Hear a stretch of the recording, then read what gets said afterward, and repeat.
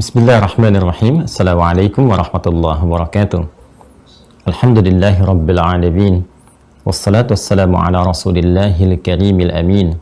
Sayyidina Muhammadin wa ala alihi wa sahbihi ajma'in wa ba'd. Faya ahbaballahi wa ahbaba rasulihi sallallahu alaihi wasallam. Usi nafsi wa iyyakum bitaqwallahi faqad fazal muttaqun fala tamutunna illa wa antum muslimun. Faqala ta'ala Ya ayyuhalladzina amanu taqullaha haqqa tuqatih wa la tamutunna illa wa antum muslimun. Saudara-saudariku, bersyukur pada Allah Subhanahu wa taala kita kembali diberikan kesempatan untuk beraktivitas di hari ini. Tentu kita bermohon kepada Allah semoga seluruh aktivitas kita baik yang telah berlangsung ataupun juga akan kita lalui diridhai oleh Allah Subhanahu wa taala tercatat sebagai amal saleh yang diikhlaskan. Pun demikian berpeluang menjadi bekal terbaik untuk mendapatkan rahmat Allah Subhanahu wa taala. Kita bermohon kepada Allah Subhanahu wa taala semoga seluruh hamba Allah yang beraktivitas sampai dengan detik ini namun belum beriman dikuatkan jiwa mereka, dimantapkan lisannya agar mampu bersyahadat sebelum wafat dan kembali kepada Allah Sang Khalik. Pun demikian semoga para pelaku maksiat dan boleh jadi kita termasuk di antaranya dilembutkan hati kita oleh Allah Subhanahu wa taala agar mau bertobat dan kembali meniti jalan yang benar, merajut kehidupan yang baik, hayatan thayyibah, dan diakhiri dengan akhir yang mulia, husnul khatimah. Kita semua berharap mendapati semua kemuliaan dimaksud, karena itu kita mencoba berikhtiar dengan mewujudkan aneka ragam amal saleh yang tentunya ditopang dengan fondasi keilmuan yang kokoh.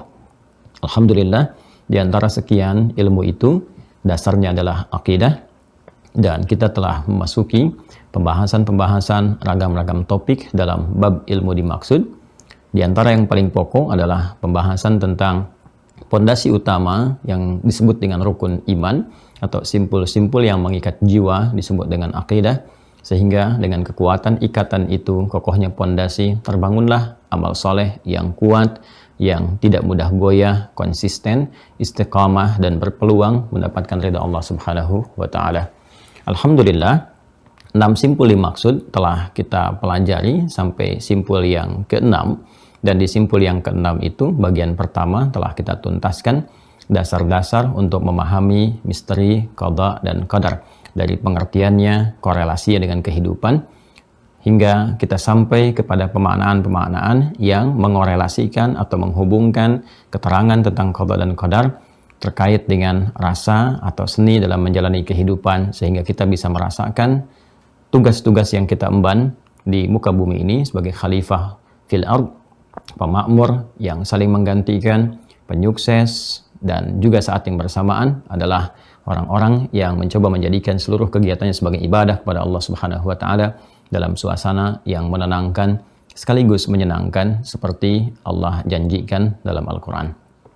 Saya sudah membuat satu resum, yang resum ini mengantarkan pembahasan kita dari awal poin-poinnya sampai juga penguat pada pertemuan yang lalu, yang saya telah tuangkan dalam satu bentuk tulisan di papan tulis. Nanti saya akan coba terangkan sedikit sampai pengantar di yang kemarin.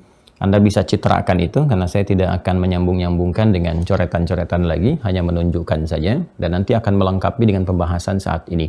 Jadi nanti bisa Anda citrakan, atau kemudian Anda bisa review di tayangan-tayangan sebelumnya, dan korelasikan dengan yang sekarang, sehingga dengan itu nanti bisa dijadikan sebagai pedoman, sebagai intisari dari pemahaman menyeluruh atas apa yang telah kita pelajari. Bismillahirrahmanirrahim. Semoga Allah berikan kemudahan pada pembahasan kita kali ini. Semoga pemahaman kita juga dibenarkan oleh Allah Subhanahu wa taala dengan taufik tentunya yang Allah anugerahkan kepada kita, mengacu kepada keterangan-keterangan dalam Al-Quran dan Sunnah Rasulullah SAW. Dan lebih dari itu, semoga kita diberikan kekuatan untuk mengamalkan apa yang telah kita pahami dengan cara yang benar tentunya. Baik, setidaknya apa yang telah kita bahas, gambarannya seperti ini, teman-teman sekalian. Bismillah. Ya, nanti juga bisa di zoom dan teman-teman juga bisa citrakan, dan insya Allah bila tuntas diterangkan nanti juga admin bisa memberikan sebuah citra foto tertentu yang di-upload nanti ya di web kita. Kemudian di web Mira Anda bisa download dan nanti bisa dijadikan sebagai satu ikhtisar atau ringkasan. Insya Allah materi yang kita uraikan dari awal pertemuan sampai dengan berkelanjutan itu insya Allah sudah disiapkan dalam satu catatannya yang berwujud satu materi yang nanti juga setiap Mahasanti Mira insya Allah dengan izin Allah semoga diberikan kita kekuatan untuk mendapati itu sebagai acuan kita untuk belajar dan mengajarkan kembali dengan pemahaman-pemahaman yang telah kita kaji. Ini dasarnya, bab akidah bergantung kepada pokoknya disebut dengan rukun. Rukun iman telah saya uraikan maknanya, silahkan cek di video sebelumnya. Disebut juga dengan simpul-simpul yang mengikat, ya. Kita istilahkan dengan simpul itu atau hablun, kan? Hablun karena itu kita sering istilahkan dengan hablum minallah. Hubungan kita, ya, pertalian kita terhadap Allah Subhanahu wa taala. Itu pokoknya di sini. Hablun itu simpul, ya, tali gitu kan. Nah, untuk mengikat ikatan yang kuatnya disebut dengan kata kerjanya aqada, sifatnya keadaannya disebut dengan akidah. Jadi simpul ini, tali-tali keimanan ini harus diikat dalam jiwa kita sehingga mengikat kokoh seperti cakram atau seperti juga pondasi, ya. Kalau kita istilahkan di bahasa sekarang kayak cakar ayam kalau bangun bangunan itu kan, ya besinya dikreasikan dulu, ya, kemudian diikat, ditanamkan ke dalam bumi, di tanah itu yang kokoh. Nah demikian, ini bahasa kiasannya seperti itu, simpul, ya. Kalau kita baca di Quran misalnya surah ketiga Ali Imran di ayat 103 kata hablun kita temukan untuk penguatan dalam konteks persatuan. Wa'tasimu bihablillahi jami'a wa la tafarraqu, dan berpegang teguhlah kepada tali Allah Subhanahu wa taala. Maksudnya terhubung kepada Allah. Apa yang menjadikan kita terhubung kepada Allah? Ya Al-Qur'an. Ya, Al-Quran, karena di Al-Quran ada firman-firman Allah yang menjadikan kita terhubung. Karena itu kalau orang membaca atau bahkan dibacakan Al-Quran kepadanya, maka terjadi satu konektivitas. Hubungan dia dengan Allah yang meningkat, yang didasari dengan iman ini. Jadi iman yang menghubungkan kita, ya, dengan ketaatan kepada Allah. Di Quran surah ke-8 Al-Anfal di ayat yang kedua.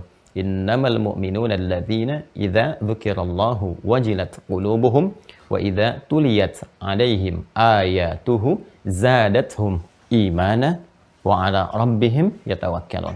Sungguh ciri insan beriman yang sejati itu jika disebutkan nama Allah ada tanda, ada getaran dalam jiwanya, dan bila dibacakan kepada mereka ayat-ayat Allah maka bertambah keimanannya, semakin menguat, kan? Kemudian terjadi satu konektivitas, terhubung dia semakin erat dengan Allah Subhanahu wa taala. Kalau sudah terhubung, maka apa yang terjadi? Semua tindakannya, sikapnya, sifatnya terjaga karena dia merasa diawasi, didengar, diketahui oleh Allah Subhanahu wa taala. Simpul ini yang mengikat kuat ada 6 telah kita pelajari. Pertama Allah, goalnya adalah zikrullah, latihannya la ilaha illallah dan meningkatkan ibadah kepada Allah Subhanahu wa taala. Komitmen la ilaha illallah diwujudkan dengan ibadah dan outputnya adalah zikrullah, ya, adzikr. Sudah saya terangkan, cek kembali di video sebelumnya. Untuk support ini inti dari berkehidupan kita itu ini, zikrullah, inti dari berkehidupan kita. Sehingga semua ibadah dalam Al-Quran umumnya disebut dengan zikir, zikrullah. Salat, zikrullah. Quran surah ke-20 ayat ke-14. Doa, zikir. Quran surah ke-7 ayat 205. Subhanallah, Alhamdulillah, Allahu Akbar, baik sedang berdiri, duduk, ataupun berbaring, terutama pasca sholat, juga zikir. Quran surah ke-4, An-Nisa, ayat 103.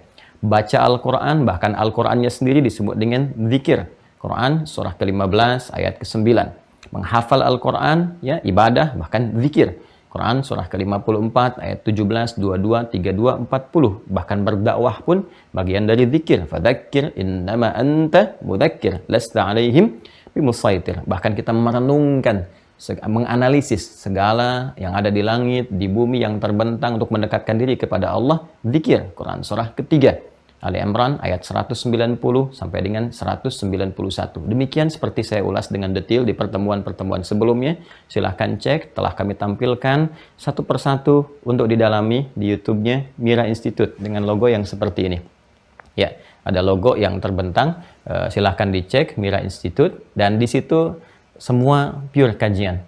Ya, tidak ada AdSense, tidak ada macam-macam, tak ada iklan, karena memang fokusnya supaya kita pahami dengan baik dan terukur. Insya Allah kita berharap semoga Allah meridhai itu. Ya. Kemudian disupportkan untuk menghadirkan ini semua dengan malaikat, ya, support risalah, ditugaskan oleh Allah untuk memotivasi, mendorong, dengan membantu kita, memberikan satu dorongan kesuksesan untuk membawa misi risalah sebagai khalifah di muka bumi. Risalah yang dimaksudkan khalifah di muka bumi, ya, sekaligus juga mengimplementasikan keimanan kita dengan beribadah. Ini di Quran surah kedua ayat 30, pun demikian Quran surah ke-51 ayat 56. Quran surah kedua ayat 30 terkait dengan misi khalifahnya, Quran surah 51 ayat 56 terkait dengan misi ibadahnya. Untuk maksimal menunaikan ini dan mengetahui bagaimana malaikat mensupport ibadah pada Allah, Allah berikan petunjuk kepada kita melalui kitab sebagai pedoman hidup. Sejak mulai manusia pertama diturunkan, Adam alaihissalam dan Sayyidah Hawa alaihissalam, maka diberikan hudan seperti saya terangkan. Quran surah kedua ayat 38. Demikian setiap generasi berganti, hudan ini diberikan sampai ke era nanti kita saat ini dengan nabinya yang spesial, yaitu Nabi Muhammad SAW. Karena itu, Nabi diutus, Rasul diutus menjadi simpul yang keempat untuk menjelaskan, menjadi penjelas dari keterangan-keterangan kitab yang disampaikan ini, sekaligus juga memberikan contoh teladan agar semua praktek yang tertuang dalam kitab sebagai pedoman hidup ini, setelah dipraktekkan, dijelaskan oleh Rasul-Rasul dimaksud, dijelaskan dengan lisannya, dipraktekkan dengan tindakan dan sikapnya, serta dalam aspek segala kehidupannya, termasuk akhlaknya, maka semua menjadi teladan, uswah. Quran surah ke-33 ayat 21. Yang dengan teladan ini, kita bisa ikuti segala hal yang disandarkan terhadap Rasul ini. Baik perkataan, perbuatan, tindakan, ketetapan, sikap, sifat, dan lain sebagainya. Itu semua disebut dengan hadis. Pola kita untuk mengikuti itu disebut dengan sunnah. Setapak demi setapak, ya, sejengkal demi sejengkal, sehingga semua hal itu menjadi bagian karakter dari kehidupan kita.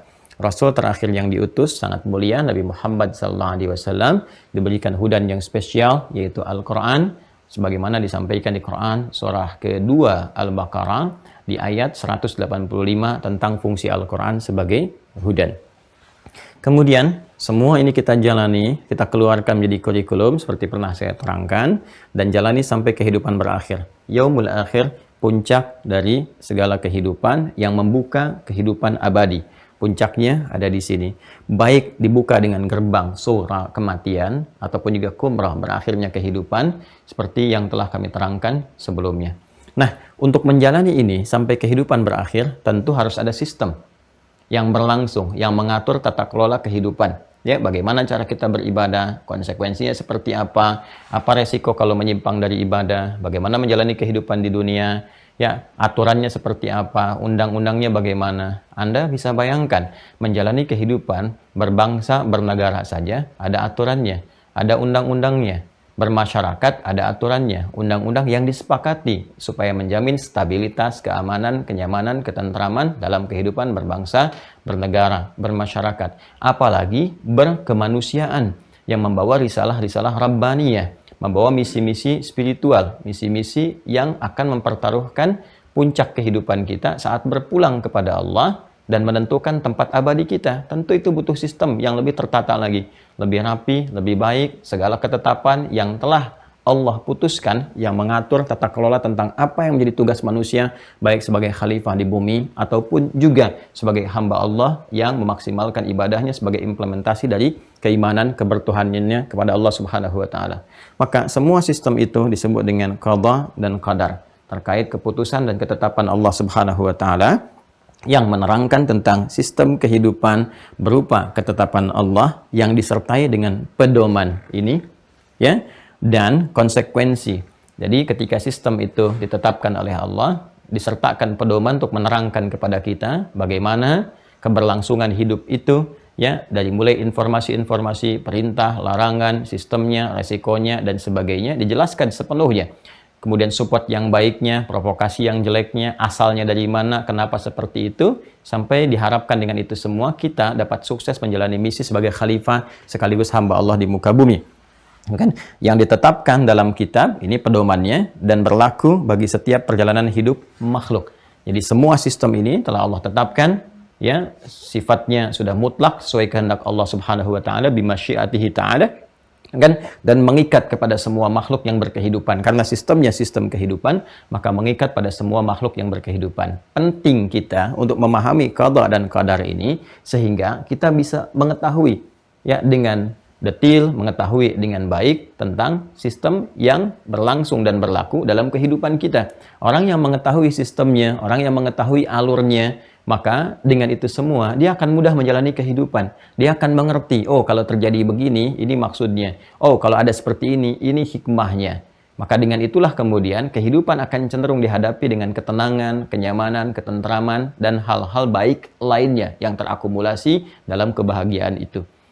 Sebaliknya, orang-orang yang tidak mengerti ini, tidak memahami dan tidak mempelajarinya, maka besar kemungkinan resiko-resiko kegelisahan akan didapatkan. Resiko-resiko kesedihan akan dialami. Bahkan berlarut-larut dan tidak sedikit yang boleh jadi mengakhiri kehidupan karena tidak mengetahui cara untuk memberikan kedamaian kepada jiwa. Ini persoalannya. Dari mulai masalah yang sepele, karena boleh jadi gara-gara mungkin tidak ada senyuman, sampai persoalan yang sangat kompleks dari pekerjaan, rumah tangga, dan sebagainya, sampai berkehidupan sosial. Semua sistemnya telah terukur, teratur dengan sempurna, dengan presisi yang baik. Puncak pembahasan kita tentang bagian ke-6 ini telah kita bahas di pertemuan yang lalu dengan pola pembahasan seperti ini. Ya, kita telah terangkan pertama keterkaitan antara pengertian qada dan qadar, baik segi etimologi, dari segi kebahasaan. Kita bahas turunan-turunan katanya. Kapan dia menjadi qadar? Kalau disebutkan dengan qadar, ya, qadara, ini menunjuk berarti kepada sistem kehidupannya. Qadara, gitu kan? Qadara. Ya, ataupun dari verb, kata kerja, ya, saya tambahkan ini. Saya tadi berjanji kepada Anda tidak mencoret, gitu kan? Ya, jadi saya tidak mencoret, tapi di sini saya memberikan satu tambahan tulisan. Jelas ya, jadi saya tidak mengingkari janji di sini. Saya mengatakan saya tidak akan mencoret, tapi akan menambahkan, kan tidak saya katakan. Jadi saya detilkan sedikit untuk memberikan pemahaman. Ini verbnya, kalau menjadi kata benda pun, kita kena tambahkan un di akhirnya, qadarun. Sesuai nanti dengan posisi Arabnya, tempat dalam gramatikal bahasa Arab yang menentukan perubahan kata. Bisa qadaran, ya, bisa qadarun, atau bisa qadarin, sesuai dengan keadaan-keadaan kata ini ditempatkan dalam konteks kalimatnya.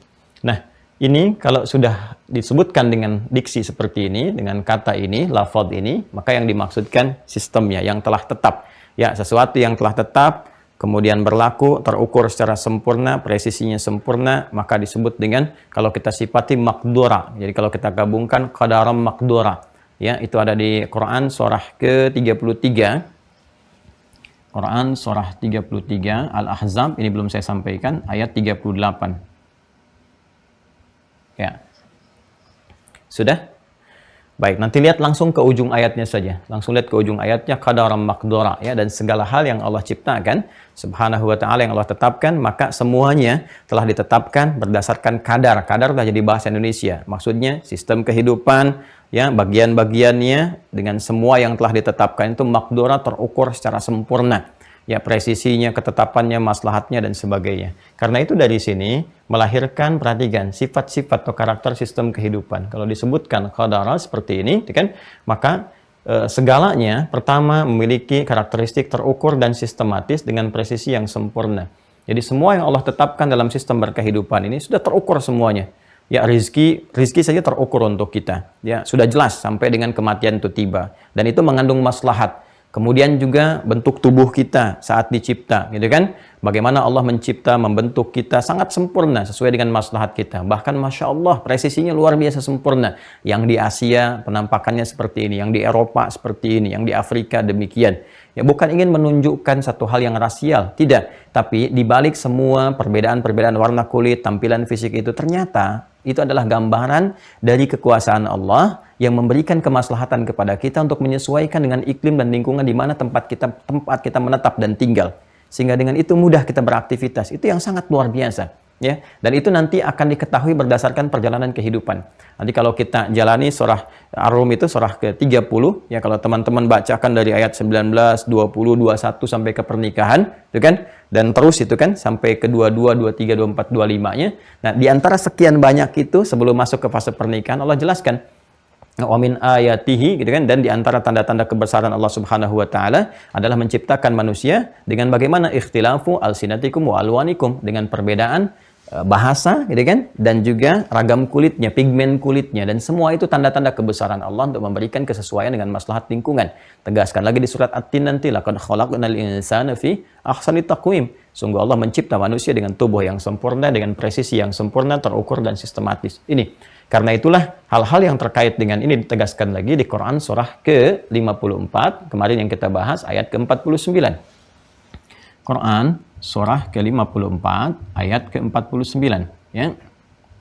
Inna kulla syai'in khalaqnahu biqadar. Kalimatnya menggunakan qadar.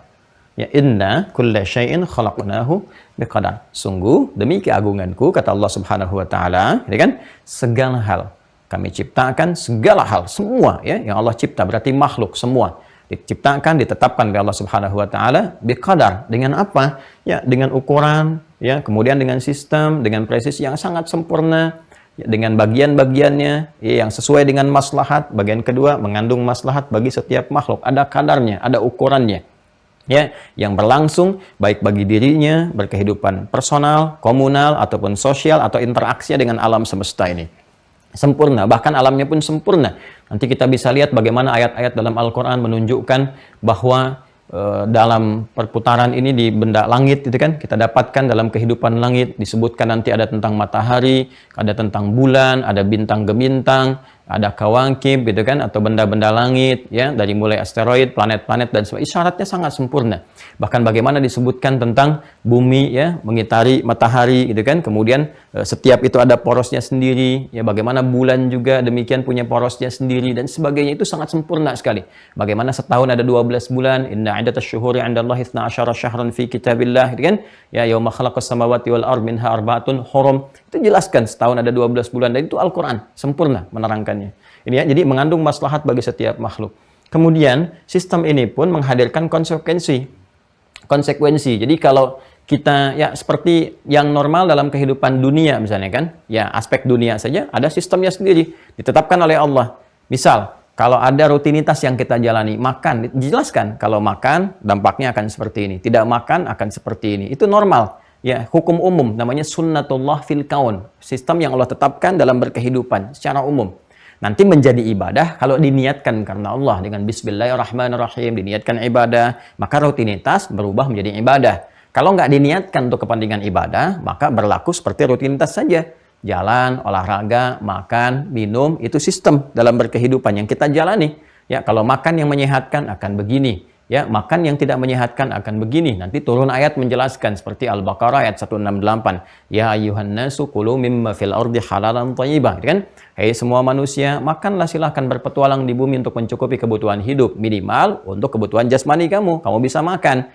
Ya, dapatkan dengan cara yang legal, sebab kalau tidak legal, konsekuensi akan begini. Nanti dari turunan ini manusia dengan instingnya, ya, itu membuat hukum-hukum lokal. Ya, padahal apa? Itu bawaan fitrah sebetulnya untuk menerapkan sistem yang dimaksudkan.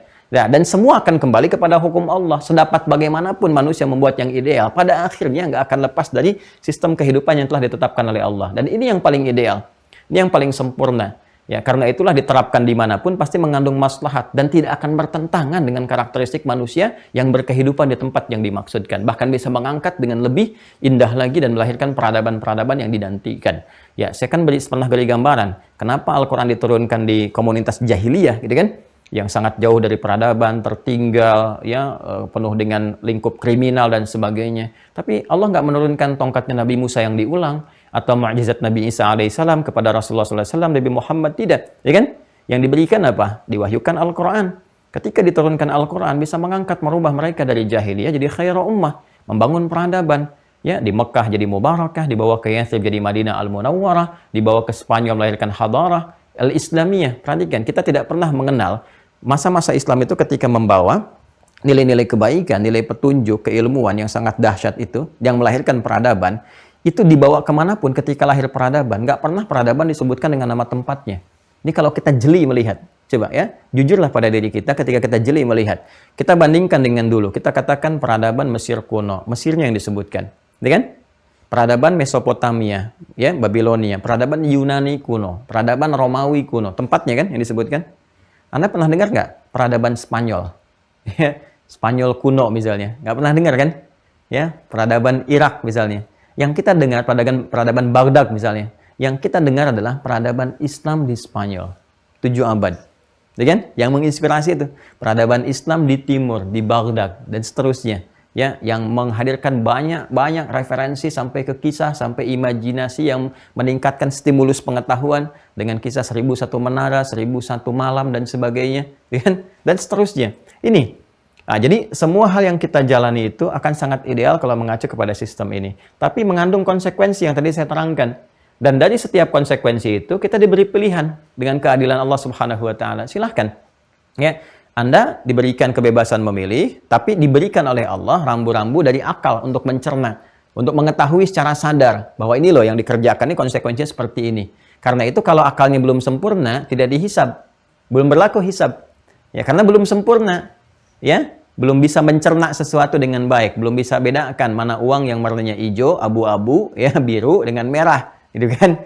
Ya, kalau sudah dia bisa cerna, bisa dia gunakan. Kalau dia sudah tahu pun bisa kelola enggak? Kalau belum bisa kelola, tetap belum balik. Maka ada ukuran-ukuran nanti. Kalau sudah balik, baru berlaku hisab. Ya, kenapa berlaku hisab? Karena sudah bisa mencerna, memutuskan. Makanya dia paham. Karena itu, orang-orang yang akalnya sudah mencerna dengan baik, sudah ada kematangan, dia mengerti resiko. Dan dia memahami yang baik itu baik, kan? Yang salah itu salah. Karena itu Nabi mengatakan kan, kalau di Al-Arba'in, Al-Imam An-Nawawi menyantumkan kan dalam hadis yang ke-6, innal halala bayyinun wa innal harama bayyinun. Ya kan? Sungguh yang halal itu, yang baik itu, yang benar itu jelas sebetulnya. Ya kan? Kemudian yang haram itu, yang salah, yang dosa itu pun jelas. Kan kita mengerti antara jujur dengan bohong itu kita tahu, ini jujur, ini bohong. Yang akalnya sudah sehat, sudah matang gitu kan, itu bisa bedakan. Oh, ini jujur, ini bohong. Ini yang halal, ini yang haram. Ini yang legal, ini yang korupsi. Kan mengerti kita, ya kan? Coba deh, jujur pada diri kita. Saat lisan mengucapkan dan itu keliru, pasti akan disalahkan. Ya, akal kita akan mengatakan itu nggak benar. Hati kita akan protes. Ya, itu tidak tepat gitu. Ya, itu yang kematangan itu nanti akan diuji. Pilihan dengan keadilan Allah, kita diberikan satu pilihan silahkan, tapi diterangkan konsekuensinya. Ini konsekuensinya akan begini. Baik konsekuensi jangka yang dekat, kan, ataupun menengah, atau jangka panjang. Kan? Walaupun kadang-kadang manusia sering menambahi dengan jangka saku. Ya, karena pengaruh-pengaruh materi dia masukkan ke dalam sakunya gitu ya. Itu candaan orang-orang dulu, jangka panjang, jangka menengah, jangka dekat, jangka saku. Jadi kalau membuat satu proyek kadang-kadang dia lebih cenderung mengisi sakunya dibandingkan kemaslahatan jangka-jangka yang dimaksudkan tadi. Ya. Padahal kain kafan nggak ada sakunya gitu ya. Nah, balik ke sini ya. Nah, jadi silahkan diberikan pilihan dari yang ditetapkan, tapi semua mengandung resiko dengan sistem berkeadilan yang telah Allah tuangkan, yang melekat pada sifat-sifat dan nama-namanya yang mulia. Ya, dan semua aspek ini Allah Maha mengetahui. Maha mengetahui. Ketika kemudian ini ditetapkan keseluruhannya, maka seluruh sifat dari turunan katanya pun turun. Ini sistemnya telah berlaku, maka sifat terukurnya, sistematisnya, presisinya yang mengandung maslahat itu, maka diturunkan lagi dari kata ini dengan bentuk tasydid. Qaddara yuqaddiru. Qaddara yuqaddiru, gitu kan? Yuqaddiru. Takdiran.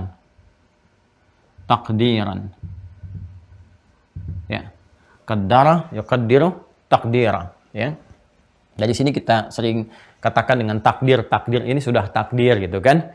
Ya memang nama saya kan takdir juga Pak gitu kan, Muhammad Takdir Sihombing misalnya kan, bukan itu maksudnya. Ini maksudnya hukum yang telah Allah tetapkan secara sistematis, terukur dan sebagainya. Nah, lihat ke sini Bapak Ibu sekalian. Jadi kalau kita temukan kata qadar seperti kemarin saya uraikan itu sistemnya, tapi kalau kita temukan kata qaddara yuqaddiru turunannya termasuk takdir, ini menunjukkan tentang ukurannya yang sangat sempurna, presisinya yang sempurna dan tersusun dengan sistematis. Ya, dan berlangsung secara bertahap sesuai dengan pertumbuhan kita yang berkehidupan, berkembang, tumbuh dan berkembang. Ya, disingkat dengan tumbang dalam pelajaran-pelajaran di kesehatan, dunia kesehatan di awal-awal itu modulnya saya pernah dapati itu disebut dengan fase tumbang. Tumbuh, berkembang, berkelanjutan, berkemajuan, gitu kan? Nah, jadi di sini kita dapati kemudian ini akan terhubung juga setiap satu tahapan-tahapan dalam sistem berkehidupan itu akan disertai petunjuknya. Dan kita telah sampaikan petunjuk yang dimaksudkan hudan ini. Ya, kata kerjanya hada. Jadi kalau kita ingin ada keseimbangan, kata kerja dengan kata kerja lagi. Kalau di sini qaddara, di sini hada. Maka disampaikan di Quran surah Al-A'la di ayat yang ketiga itu ketika Allah menegaskan kan walladzi qaddara fahada. Dialah Allah kan yang harus kita sucikan kan, kita sembah, kita agungkan yang paling tinggi. Sabbihisma rabbikal a'la, diperintahkan kan, muliakan, agungkan, bertasbihlah kalian semua kepada Rabbu yang paling agung. Ya alladzi khalaqa fasawwa, yang telah mencipta kalian dan menyempurnakan semua ciptaan itu. Bagaimana di antara kesempurnaan itu bukan hanya fisik kita, keadaan kita, tapi juga qaddara, memberikan sebuah sistem kehidupan yang sangat sistematis, terukur, sempurna, ya mengandung maslahat dengan sesuai dengan tahapan-tahapan kehidupan kita, fahada, dan diberi petunjuk kita untuk menjalani sistem kehidupan ini. Oke? Nah, semua hal yang terkait dengan sistem kehidupan ini nggak akan lepas dari ukuran-ukuran yang sempurna tadi. Karena itulah selain ditegaskan dengan kata kerja, ini kata bendanya pun yang kita sebut dengan takdir disebutkan untuk menunjuk keadaan, karakter, dan kesesuaian dengan setiap apa yang menimpa kita dan maslahatnya untuk kita. Gitu kan? Dan ini juga nanti ada kaitan dengan pemberian ikhtiar atau pilihan-pilihan yang Allah tetapkan sesuai dengan kematangan diri kita. Maka disatukanlah kata qaddara dengan takdir ini, kita temukan misal di surah ke-25, di ayat yang kedua, di akhirnya. Ya. Quran, surah Al-Furqan, surah ke-25, ayat yang kedua. Ya. Lihat di ujung ayatnya, ya. Ketika Allah menegaskan bahwa Allah mencipta segala hal, khalaqa kulla syai'in wa qaddarahu taqdira, gitu kan? Mencipta segala hal, makhluk yang diciptakan, wa qaddarahu taqdira, kemudian menetapkan dengan itu semua, ya, takdir yang sangat terukur, sistematis tadi. Karakternya ditetapkan secara sistematis, ya, berkesesuaian, takdira, dan sifatnya melekat pada setiap hamba dalam berkehidupan, sesuai dengan maslahatnya, dijalani sesuai dengan fase-fase kehidupannya. Ini yang kemudian kita jalani, sampai semua ini kita selesaikan, teman-teman sekalian, ya, dan kembali kepada Allah. Maka saat kembali kepada Allah itulah dalam hal ini ditampilkan semua hal yang terkait keagungan Allah, yang menetapkan itu semua, membuat ini. Jadi kita mengerti, oh ini maksudnya ketika kita berpulang, kita memahami sistem kehidupan ini seperti ini, keagungannya begini, hasilnya seperti ini. Maka 4 kisah viral, sering saya sampaikan, kisah para pemuda, kisah 2 orang sahabat, yang satu sangat kaya dan terkonfirmasi oleh sahabatnya dengan berdialog, kan? Yang ketiga kisah Nabi Musa yang belajar pada hamba Allah yang saleh, Khidir alaihissalam. Kemudian yang keempat kisah Dzulqarnain, kan? Kan di kisah yang ketiga kisah Nabi Musa yang belajar itu, setiap kali berdialog kan awalnya kan malam tastati alaihi sabra, tastati. Tapi begitu diterangkan hikmahnya, ini begini, tiba-tiba apa yang terjadi? Di ujungnya kalimatnya berubah dari tastati menjadi tasti'. Malam tasti' alaihi sabra. Maka rumus mengatakan ziyadatul mabna tadullu ala ziyadatil ma'na. Kan? Ketika bertambah hurufnya, bertambah makna. Ketika berkurang maknanya. Yang tadinya penasaran, nggak tahu dan sebagainya, tastati, nggak kuat kan, nggak ngerti, belum paham, nggak bisa sabar karena belum ngerti. Setelah mengerti, paham, nurun tuh keadaannya. Oh ini maksudnya, begini. Maka hadirlah kemudian satu rasa syukur sekaligus juga penghambaan kepada Allah yang Maha Tinggi yang menitipkan keilmuan pada hamba-hamba tertentu di situ dengan hikmah tertentu. Tapi jangan menilai kelebihan-kelebihan karena sudut pandang mana yang terlihat. Karena nanti ada sudut pandang fikih, ada sudut pandang nanti tasawuf misalnya, itu berbeda. Sudut pandang fikih tetap Musa yang paling unggul untuk mengonfirmasi bahwa setiap tindakan itu mesti ada hukumnya. Ya, tapi dalam sudut pandang tasawuf nanti bisa berbeda lagi karena dasar-dasar keilmuannya bisa berbeda. Dan tasawuf pun nanti dasarnya bukan yang aneh-aneh, ya, bukan pergi ke gunung sekian-sekian, bukan. Dasarnya syariat juga.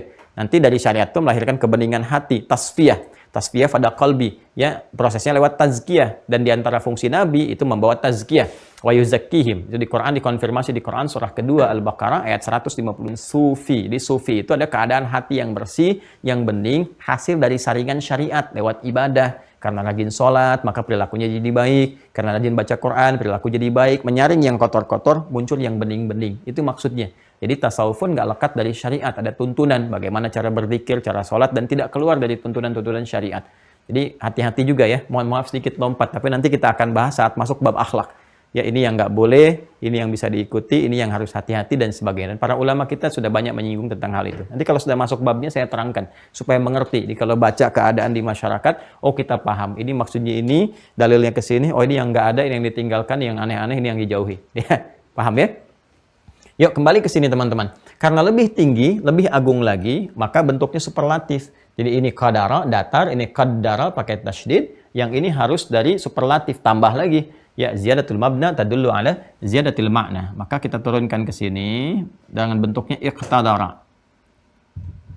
Nah, tambah lagi kan? Ini 3, ini 4. Ini 4 huruf nih. Qaf, dal, dal, ada tasdid jadi double. Qaf, dal, dal, ra. Yang ini 5 huruf. Ya kan? Alif atau hamzah wasal di sini qaf, ta, dal, ra. Ya kan? Karena terkait dengan sifat yang melekat, berarti harus isim fa'il kan? Kata benda. Sifat yang melekat itu sudah kata benda, ya kan? Ya kalau ke manusia, jadi amana, jadi mukmin, kan? Aslama, jadi muslim. Ya, kalau kita berikan kepada bentuk umum isim fa'il yang melekat, maka bentuknya pun harus superlatif, mubalaghah karena terkait dengan Allah. Maka ya iqtadara, ya kan? Ini sudah naik ke sini. Kalau ini kan qadir, ya kan? Kita sudah sampaikan. Kalau ini muqaddir, kalau ini muqtadir. Maka ketika kembali kepada Allah Subhanahu wa taala kita berpulang, insya Allah mendapatkan rahmatnya, ditempatkan di surga yang mulia bersama orang-orang mulia, khususnya Rasulullah tercinta sallallahu alaihi wasallam, gitu kan? Kita mengerti, oh ini sistem kehidupan nih yang telah dijalani, akhirnya begini penuh dengan keindahan, lalu kita memuji Allah, bertasbih kepadanya, mengkuduskannya dan sebagainya, ya. Maka semua itu ketika kita lakukan, kita menyadari kebesaran Allah. Yang besar yang memiliki disebut dengan Malik atau Malik, ya kan? Yang maha menentukan, membuat sistem yang sangat agung disebut Muqtadir. Maka Quran surah ke-54 ayat 55.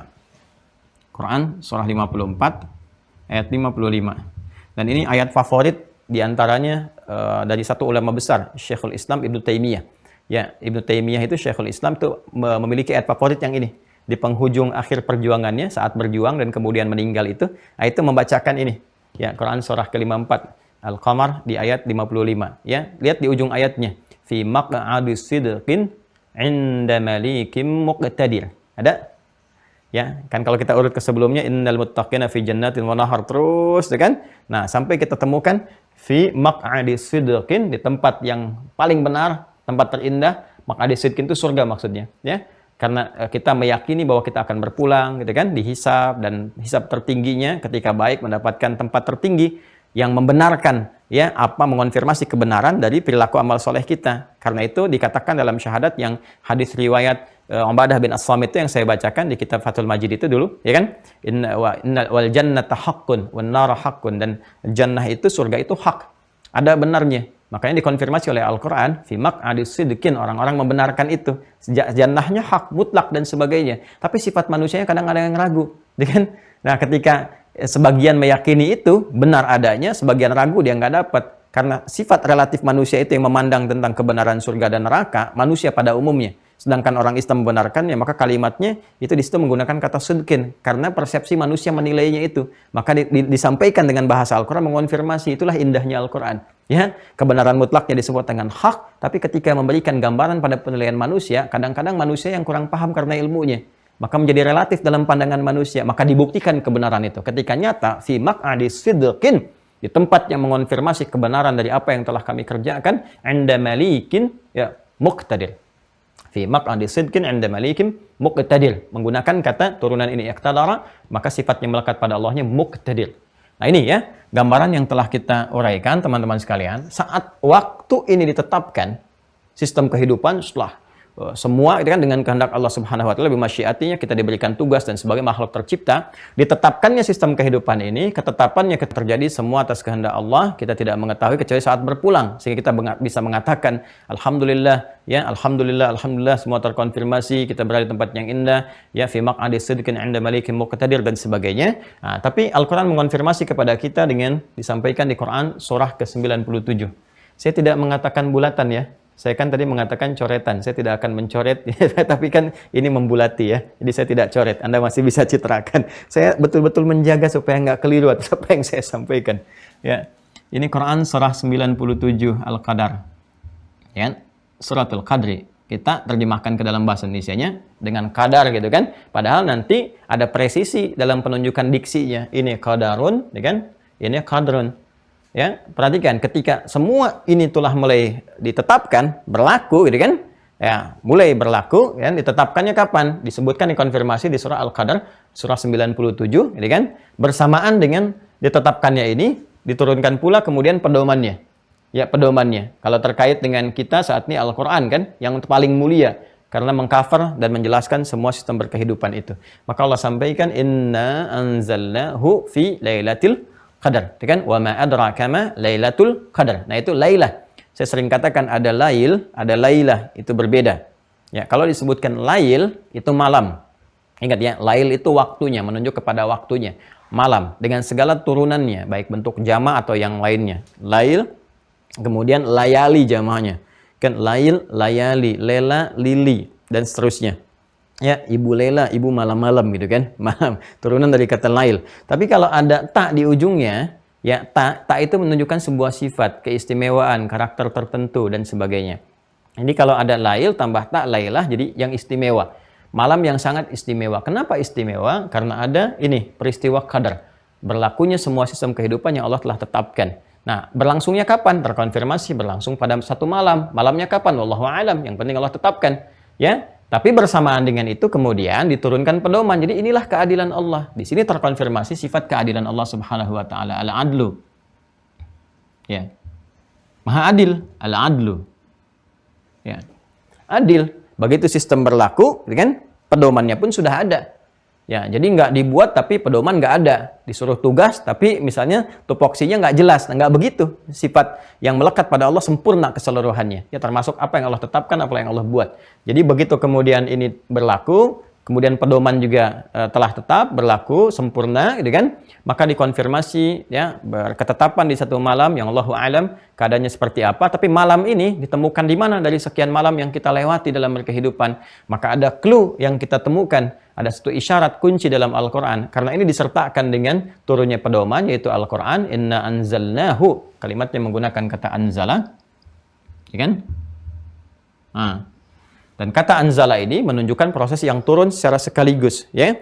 Anzala turun sekaligus. Beda dengan nazzala yang kemarin saya terangkan. Ya kan?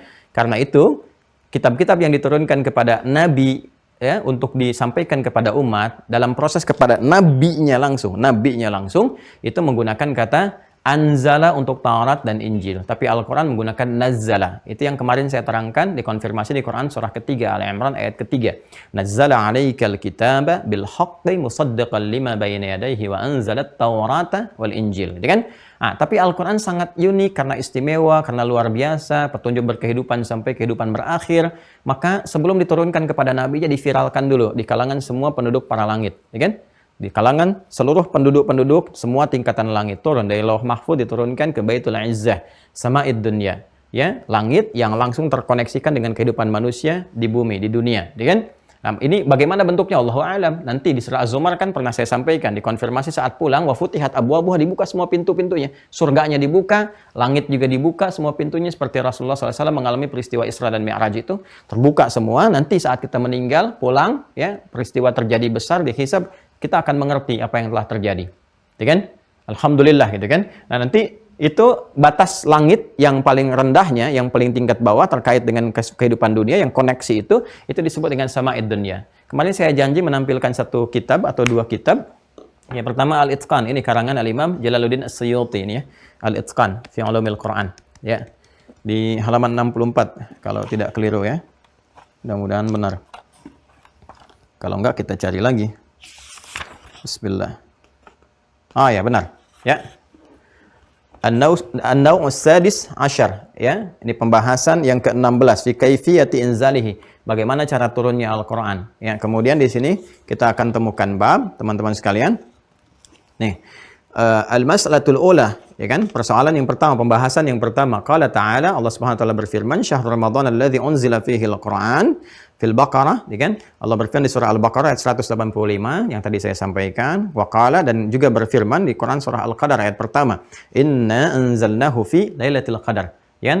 Nah, ini yang saya konfirmasikan. Jadi apa yang saya sampaikan tadi itu terkonfirmasi dari kitab. Karena kami belajar memang kitabnya dari guru-guru kami ya, dari beragam kitab Ulumul Quran. Jadi ini saya tunjukkan untuk menguatkan. Ya, jangan nanti ada dugaan, oh ini kait-kaitkan atau hanya cocok logi, cocok-cocokan, tidak. Ini terkonfirmasi. Dia saya memudahkan, kadang nggak saya bawakan kitabnya untuk memudahkan. Tapi kadang sering ada sementara orang bertanya, itu ngajinya pakai kitab nggak gitu ya. Maka ini kita tunjukkan.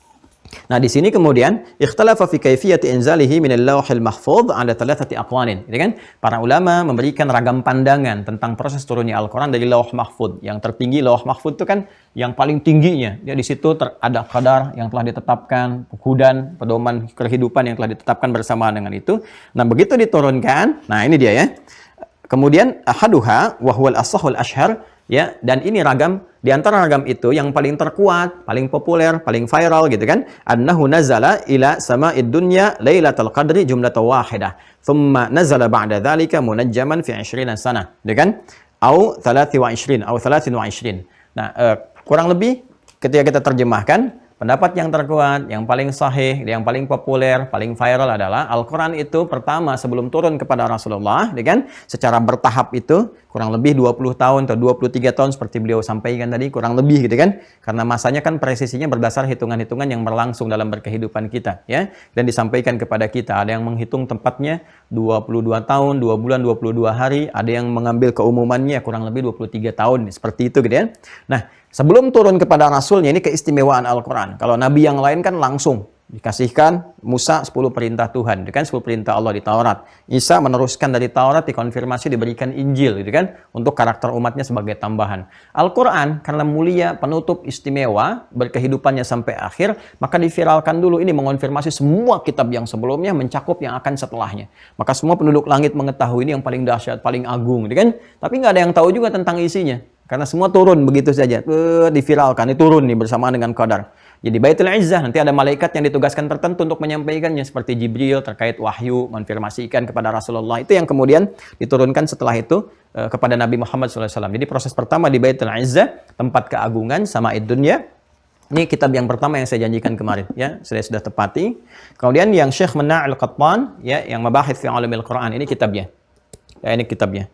Ya, ini lebih ringan, ya, yang ini lebih ringan, ini lebih mirip Khulasah lah, intisari, ya. Ini cukup bagus, saya referensikan, sistematis. Ini juga bagus, ya. Nanti ada Al-Burhan fi Ulumil Quran dari Imam Zarkashi, juga sangat bagus, ya. Ya, ini lebih sistematis karena ini agak kontemporer, ya. Jadi ini juga mengurutkan dari sini, dari Al-Itqan, dari kitab Al-Burhan, dari macam-macam dihimpun jadi satu, ya kan? Kemudian disistematiskan. Ini di halaman 96 kalau saya nggak keliru. Bismillah.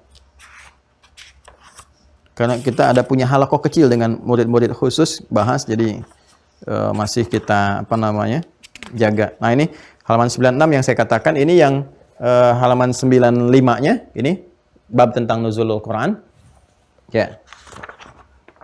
Nah, halaman 96-nya betul, ya, konfirmasi tentang sama'id dunyanya.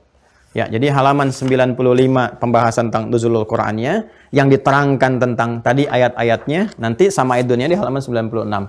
Yang tadi kan disampaikan pendapat paling populer gitu kan, paling viral. Siapa yang berpendapat ini? Dikonfirmasi di sini. Qala an Ibnu Abbasin radhiyallahu taala anhuma, dari Ibnu Abbas, semoga Allah meridai, merahmati kita beliau dan keluarganya. Dan Ibnu Abbas itu ingat turjumanil Qur'an, ya, pakar Al-Qur'an yang ditetapkan oleh Rasulullah SAW, yang didoakan dengan kalimat Nabi yang sangat populer, Allahumma faqihhu fid din wa alimhu ta'wil. Unzilal Qur'anu jumlatan wahidah ilas sama'id dunya lailatul qadri. Tuh, terkonfirmasi ya. Jadi apa yang saya sampaikan jelas di sini, ya. Unzilal Qur'anu, Al-Qur'an itu diturunkan pakai unzila, bentuk pasif dari anzala yunzilu. Jelas ya? Al-Qur'an diturunkan jumlatan wahidah secara sekaligus ilas sama'id dunya, ya. Jadi 30 juz itu turun ke langit dunia, diviralkan dulu. Ya, diviralkan dulu. Ya, wah, ini turun nih, besar tuh dan sebagainya, turun agung, ya. Dah bersamaan dengan kadar manusia tuh. Ya, fissama'id dunya. Bersamaan dengan itu kemudian apa yang terjadi? Nanti setelah itu Nabi ditugaskan kan? Nah, berlangsung teman-teman sekalian, dari penugasan itu turun nanti secara bertahap kepada Rasulullah SAW, kan? Membawa petunjuk sesuai dengan kemaslahatan dan sebagainya. Maka disebutkan tsumma unzila ba'da dzalika fi 20 sanah, ya kan? Maka diturunkan itu kepada Nabi SAW bertahap. Kurang lebih sekitar 20 tahunan. Ya, karena orang Arab itu kalau mengambil bilangan bulat, ya, dan ada penyerta sedikit-sedikit disebutkan yang bulatnya.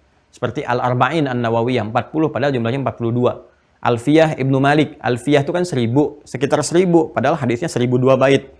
Nah, yang kalamun lafdun mufidun kastaqim wa sunna filun thumma harful kalim itu 1002 bait, ya, tapi digenapkan jadi 1000. Ini sekitar 20-an gitu kan.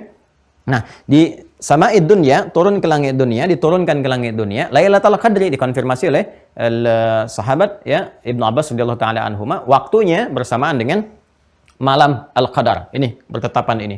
Jadi ini berlangsung waktunya satu malam yang wallahu alam kita tidak ketahui, tapi ketika Quran diturunkan kan Ramadan, Al-Baqarah 185. Ya, artinya ada di satu masa yang terkait dengan malam-malam Ramadan. Karena itulah kita diminta mencari oleh Al-Quran untuk meningkatkan ibadah kepada Allah. Mencari itu bukan mencari biasa, ada hikmah di situ. Ya, apa itu? Mencari jati diri kita. Ya, makanya malam-malam Ramadan itu kita diminta merenung, menelaah, mentadaburi, menghidupkan malam, sholat, minta petunjuk, belajar. Makanya Nabi itu mendaras.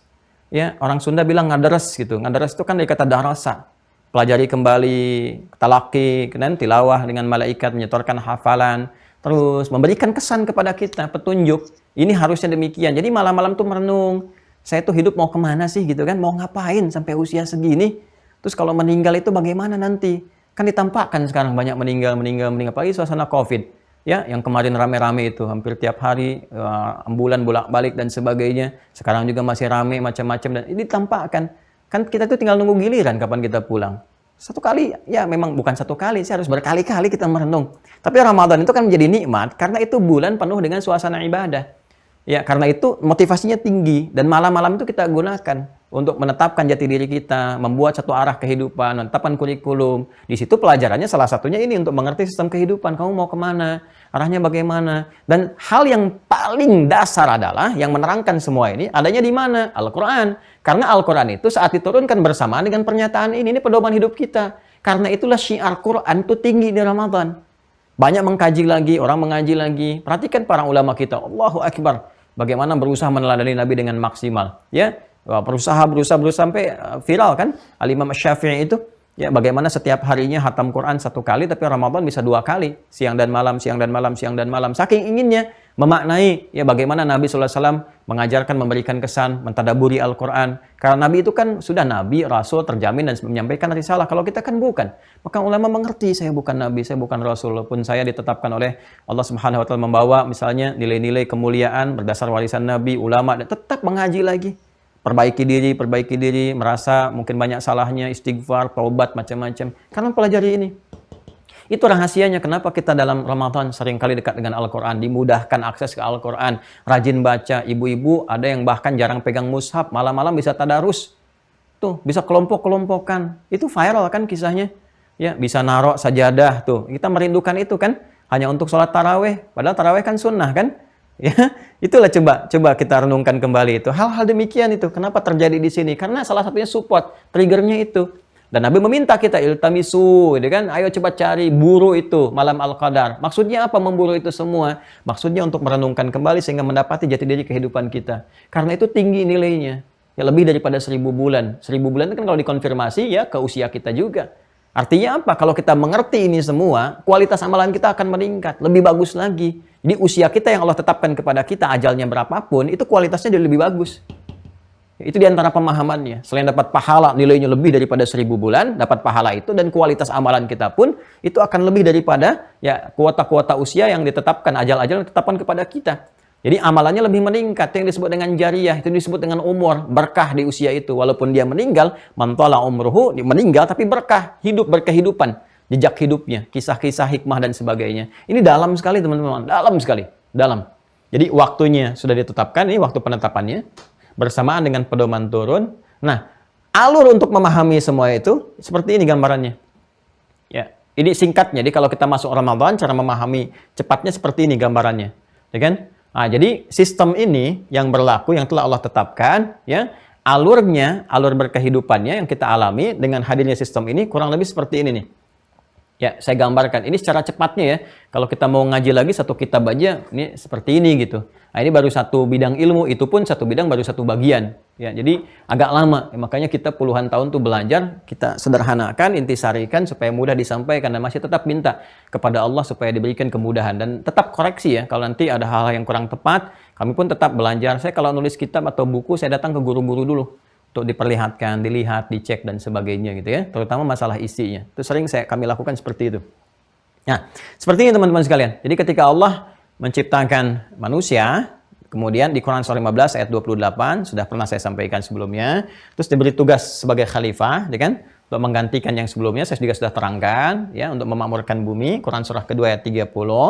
Secara singkat diterangkan, diberikan keilmuan dan sebagainya. Ya, kemudian diminta hormat seluruh makhluk akan tugas mulia ini, gitu kan? Dengan perintah Allah. Iblis yang menyimpang, aba wastakbar, Quran surah kedua ayat 34, dia sombong, gitu kan? Tidak mau kemudian menghormati Adam, tidak mau menghormati misinya. Kalau tidak hormat terhadap misi, berarti nggak hormat pada pemberinya, penugasnya, yaitu Allah Subhanahu Wa Taala. Artinya nggak menghormati Allah. Dikonfirmasi di Quran surah ke-7 Al-A'raf di ayat ke-12 itu kan. Sampai kemudian terusir rahmat Allah Subhanahu wa taala. Termasuk di surat Shad yang pernah saya sampaikan sebelumnya. Kemudian ini terjadi kan, Adam kemudian dengan Hawa pun ya diminta untuk menjalani training di surga, tempat sementara untuk memberikan kesan nanti tempat pulangnya, kan? Tempatnya di jannah, di surga. Kalau yang ini latihan, ada perintah, ada larangan, sebagai miniatur latihan sebelum turun ke bumi. Karena surga yang akan kita dapati nanti nggak ada perintah lagi, nggak ada larangan lagi. Semua kenikmatan, semua kenikmatan, semua kenikmatan. Seperti yang pernah saya sampaikan. Di sini masih ada satu perintah dan juga kemudian larangan. Perintahnya nikmati semuanya ini, larangannya jangan dekati. Wala taqrabu hadhihi syajarata fatakuna minadh dhalimin. Kan? Jangan dekati satu ini, kalau tidak kalian nanti akan termasuk bagian orang yang tidak menempat, zalim, tidak menempatkan sesuatu sesuai dengan tempatnya. Maka terjadilah apa yang terjadi, teman-teman sekalian. Singkatnya, setelah paham, sudah mengerti, ya, dan iblis pun ingin membuktikan kesombongannya, ingin membuktikan bahwa dia nggak hormat itu, ya Allah, karena saya memang merasa tinggi. Ana khairum minhu khalaqtani min narin wa khalaqtahu min tin, kan? Dikonfirmasi di Quran surah 7 itu, ayat 12 itu kan, sampai dengan 13-nya. Nah, maka dari situ dia pun mengajukan kepada Allah bersamaan dengan turunnya Adam, tugasnya itu di bumi sebagai khalifah. Saya juga ingin minta bukti, ya Allah. Berikan saya keadilan untuk membuktikan, ya, supaya tidak dicap sebagai yang apa namanya, yang lebih hebat saja, yang sombong saja. Dia mengerti sebetulnya Allah bisa memberikan jalan untuk taubat dan sebagainya. Seperti pernah saya terangkan di akhir tragis iblis itu. Ya, lihat episode akhir tragis iblis yang saya terangkan dulu. Ya, dia mengerti, tapi kesombongan menutup semuanya. Kesombongan, ya kan, itu kalau mohon maaf kali ya, diinfeksikan kepada manusia, ya, lewat was-wasnya itu penyakitnya akan menular. Penyakit iblis itu menular, lebih bahaya daripada COVID, lebih bahaya. Ya, kenapa? Coba cek deh, kalau orang sudah terkena jubah kesombongan itu, diingatkan susah, ya. Dan makanya Nabi mengatakan dia menolak kebenaran, ya, batarul haqq wa ghamtin nas, gitu kan, sombong, angkuh itu, dan menolak kebenaran. Dia tahu itu benar, ya, yang benar dia tahu si fulan, tapi gengsi untuk mengakui, karena tertutup itu, nggak bisa menerima masukan macam-macam. Tapi dia menyadari itu semua. Nah, itu sifat yang diwariskan iblis, selain penyakit kepalang tanggung. Ya udah, kamu tanggung begini, lakuin aja deh, tanggung begini, terusin aja. Dan orang-orang dia menilai kamu salah kok. Itu penyakit iblis juga yang diwariskan. Hati-hati. Hati-hati. Nah, dari sini kemudian, seperti pernah saya terangkan, dia mengonfirmasi bersamaan Adam akan dimulai, dia pun tetap ingin membuktikan kesombongannya.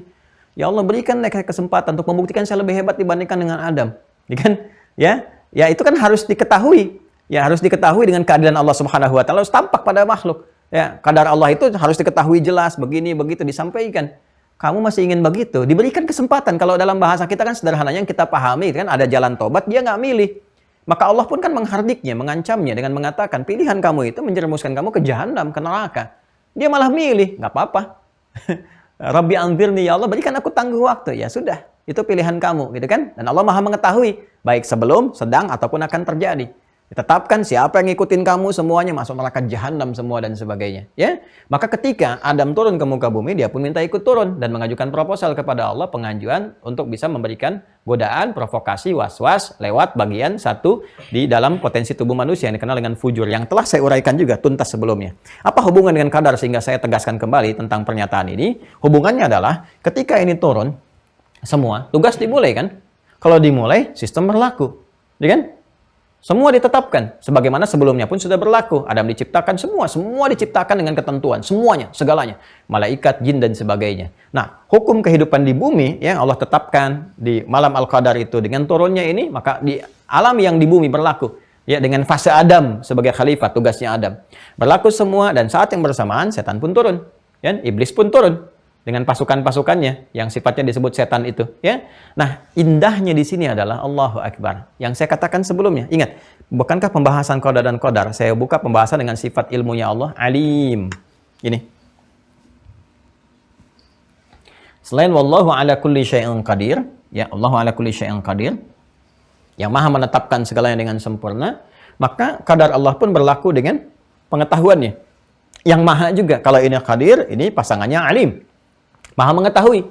Ya, jadi sebelum terjadi, sedang terjadi, akan terjadi, karena sifat Rabb itu harus begitu. Sifat Khalik, seperti yang kemarin saya tegaskan. Makanya berulang-ulang, dari mulai lambat sampai cepat banget saya tegaskan lagi. Karena yang terpenting itunya. Ya, itu yang seringkali nanti ada sebagian gagal memahami itu dan berkonsekuensi agak repot nantinya gitu karena terkait dengan bab akidah ini nggak boleh salah, ya, nggak boleh keliru di sini. Sifat pengetahuan Allah menjangkau semuanya, semua bagiannya. Sebelum ini telah berlangsung, sedang berlangsung, akan berlangsung.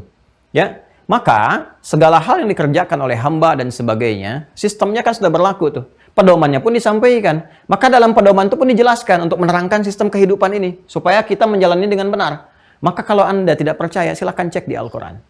Dan Anda bandingkan dengan kitab manapun di muka bumi ini. Kitab mana yang menerangkan tentang sistem berkehidupan secara sempurna. Dengan presisi yang sempurna. Silakan tunjukkan. Untuk membuktikan kebenaran Tuhan. Yang dipertuhankan. Jadi kan kalau kita ingin mempertuhankan, ya kan kita menyembah kan, meyakini dan sebagainya. Sekarang pertanyaannya, buktinya mana tentang kebenaran Tuhannya? Buktinya mana tentang kebenaran kuasanya? Dari mana dilacak sumbernya? Ya, dan kita punya satu tradisi keilmuan yang sangat luar biasa kuat. Ya, kita punya jalur nasab dan sanad, bisa dilacak. Jadi kita bisa dapatkan, ya di kita itu jangankan Al-Quran yang terjaga, hadis saja yang tersambung pada Rasulullah. Ketika ditanyakan, ini hadis Nabi, kita masih bisa tanya. Dari mana taunya Nabi berkata begini? Bisa dilacak itu. Dan itu dipertanggungjawabkan secara ilmiah. Dari si fulan, dicek si fulannya. Ada yang ngarang lagi kitabnya, menjelaskan profil si fulan, dijelaskan. Si fulan itu lahirnya kapan, tempat diri, sampai karakternya, sampai ke situnya. Itulah yang menjadikan ilmu yang menopang kekuatan beragama di Islam itu terjaga semuanya. Jadi bisa dicek originalitasnya. Ini yang nggak ditemukan dimanapun. Silakan tunjukkan, komparasikan dengan yang lain. Tunjukkan, begitu ada klaim begini, dari mana taunya? Benar Tuhannya berkata begitu, dilacaknya dari mana? Dari Nabi. Tahu dari mana Nabinya berkata begitu? Siapa yang menyampaikan? Si fulan nulis, si fulan dari mana? Jalurnya bisa nggak diteliti? Anfulan, sampai ketemu sosoknya. Ya, di Islam ada. Bahkan dijelaskan kepada kita kualitasnya. Kalau ini nggak ada sedikit hafalan menurun dari titik ke koma, turun kualitasnya begini. Ya, mesti ada penguat yang lainnya. Maka turun dari hadis sahih ke hasan, turun lagi terus. Ya, maka ada kualifikasinya. Nah, itulah presisi tertingginya gitu. Ya, maka bersamaan dengan kitab ini dijelaskan semua secara sempurna sekali. Ya, dan dijelaskan konsekuensi seperti tadi yang saya terangkan.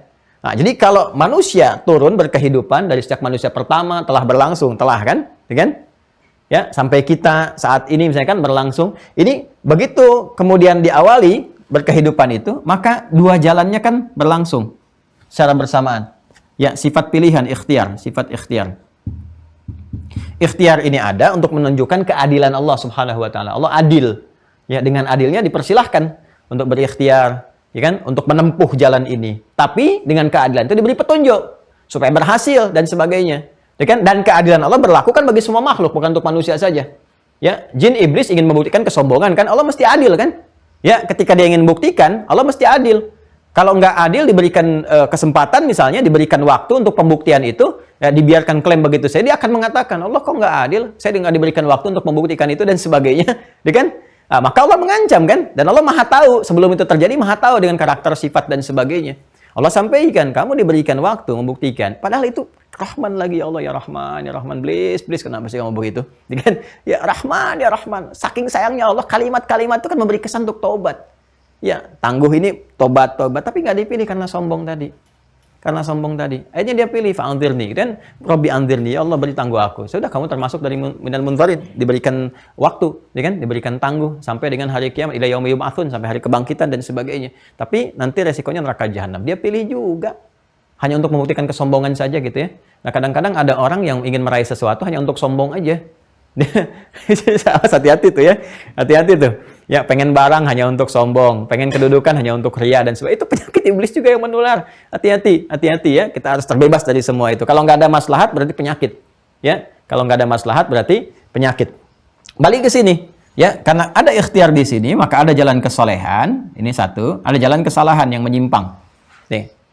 Ya, hati-hati. Maka sistem dibuat berdasarkan hukum seperti ini. If'al, la taf'al. Kerjakan, tinggalkan. Jalan kesolehan terbentuk dari personal kita sendiri, dari mulai kepala sampai dengan ujung kaki. Mata yang solehnya begini, yang salah begini. Jangan lakukan yang salah ya, nanti resikonya akan begini, puncaknya seperti ini. Yang soleh kerjakan ya, nanti akan begini, hasilnya seperti ini. Kan? Ada hukum umum yang berlaku dalam berkehidupan. Ya, kalau kita dapatkan yang halal akan begini, yang haram akan seperti ini. Kalau menipu begini, kalau jujur seperti ini. Soleh, salah. Ya kan? Yang soleh supportnya malaikat. Sistem lagi tuh. Tadi kembali ke sini, kesimpul yang kedua. Disupportkan oleh malaikat, jiwanya takwa terus berlangsung. Manusia menjalani sampai akhir kehidupannya. Ini kalau sugronya kan disebut dengan ajal. Ya kan? Ya, walikulli ummatin ajal, Quran surah ke-7 ayat 34. Nanti kubronya kan kiamat itu. Ya kan? Dijalani terus kan? Dalam perjalanan ini ingat, ada makhluk turun kan?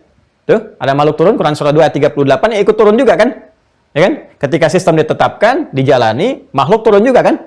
Ya, yang turun siapa? Adam, Hawa, tapi iblis juga sama untuk membuktikan kesombongan. Maka dia iblis memprovokasi yang salahnya, yang fujur, yang soleh jiwanya takwa di sini, yang sini jiwanya fujur. Soleh jadi solihin, dikonfirmasi nanti jadi muttaqin solihin. Makanya kita dapatkan innal muttaqina, puncaknya jannah. Itu kan fujur, orangnya fujar. Ya, wa innal fujjara lafi jahim, puncaknya jahannam. Gitu kan? Ini yang provokasi setan ke sini. Diarahkan supaya salah, supaya menyimpang dan untuk buktiin kesombongan aja. Nah, nanti di tengah-tengah kan tetap Allah berikan jalan untuk berikhtiar, akal berpikir, hati mencerna, hidayah diberikan. Ya, itu rahmatnya Allah, ada hidayah, diberikan petunjuk lewat pendengaran, ya, dan hukum dibuat. Apa hukum terkait hidayah? Quran surah 29, Al-Ankabut, ayat yang terakhir. Ya, lihat ayat yang terakhirnya. Walladzina jahadu fina lanahdiyannahum subulana. Ya kan? Dan orang-orang yang memang berusaha sungguh-sungguh menangkap, berusaha tangkap tuh, ya, bersungguh-sungguh berusaha menangkap apa yang dia tangkap itu, ya, petunjuk-petunjuk kami. Ya, petunjuk-petunjuk kami, lanahdiyannahum, kami berikan hudan, lanahdiyannahum pakai taukid tuh. Kami pasti akan berikan jalan kepada mereka, jalan-jalan menuju kami untuk menuju jalan kesolehan ini. Tengah-tengah tuh tiba-tiba, ya, yang nggak pernah ke masjid kok bisa pulang kerja lewat masjid, ngelihat orang sholat, kok tiba-tiba di beranda muncul anak kecil hafal Quran, burung istighfar, astagfirullah, burung aja bisa istighfar, masa saya yang bukan burung nggak istighfar gitu kan? Terus ngelihat anak-anak kecil bisa nentukan tempat-tempat mushaf di Quran. Anak kecil nggak bisa melihat, kata orang, padahal ditutup pandangan dari maksiat oleh Allah supaya nggak lihat maksiat lagi gitu kan. Ya, dia hafal Quran. Kok bisa di beranda muncul itu, di beranda YouTube, ada status yang dibagi, kok bisa ngelihat, kok bisa dengar, kok bisa ada sentuhan ke jiwa, itulah hidayah. Kalau kita ambil, balik lagi ke sini, jalannya pindah dari sini, balik alur supaya benar, disebut taubat namanya. Sistem lagi, ada caranya lagi, seperti itulah berkehidupan. Ya, maka dengan keadilan Allah diberikan jalan ikhtiar, diterangkan konsekuensinya, dan kita mengerti. Tadi kan yang saya katakan kan, yang saya katakan masih ingat, manusia itu sekalipun memilih jalan yang salah, dia sadar itu salah. Makanya hatinya mencegah itu. Nah, makanya kita nggak bisa menyalahkan Allah. Ya, karena Allah sudah berikan segala puncaknya dengan keadilan, dengan segalanya. Nih, keadilan untuk berikhtiar, keadilan diberikan hidayah dan sebagainya. Perjalanan yang ditempuh manusia ini, teman-teman sekalian, perhatikan. Ya, dari sebelum dia lakukan, dari sedang dia lakukan, sampai akan dia lakukan, sampai berakhir kehidupan, ya, maka semua hal ini Allah harus memiliki sifat pengetahuan. Karena mutlak, sudah keharusan. Karena sifatnya khalik, nggak mungkin nggak tahu. Khalik. Harus tahu. Ya, harus tahu. Laisa kamitslihi syai', nggak boleh ada yang serupa dengannya. Saya berikan ilustrasi kecil aja, ya, kecil dan nggak bisa diserupakan dengan ini. Tapi dari sini kita punya gambaran untuk memahami dengan lebih luas. Ya, kalau ada orang membuat game tertentu, ya, anak-anak tuh main video game, main macam-macam dan sebagainya. Pembuatnya pasti tahu kan? Ya kan? Kalau mijit ini pasti larinya ke sini nih. Mijit ini larinya ini nih. Kalau bawa ini larinya gini, ya kan? Ya. Kalau dulu kan ada macam-macam lah. Saya nggak mau nyebutkan apa-apa karena saya juga hampir nggak pernah interaksi dengan yang begitu. Yang kedua, nggak mau nyebut endorse. Cuman saya sering lihat tuh anak-anak main ini, main itu. Lihat, kalau kita lihat kan ada sistemnya juga tuh. Kalau dia ke sini, ada ini. Ada ini, berlaku seperti ini. Dan dia tahu, yang buat itu tahu. Kalau pijit ini pasti ke sini, ini ke sini. Kalau error begini. Jangankan itulah handphone yang kita kenakan. Yang bikinnya kan tahu.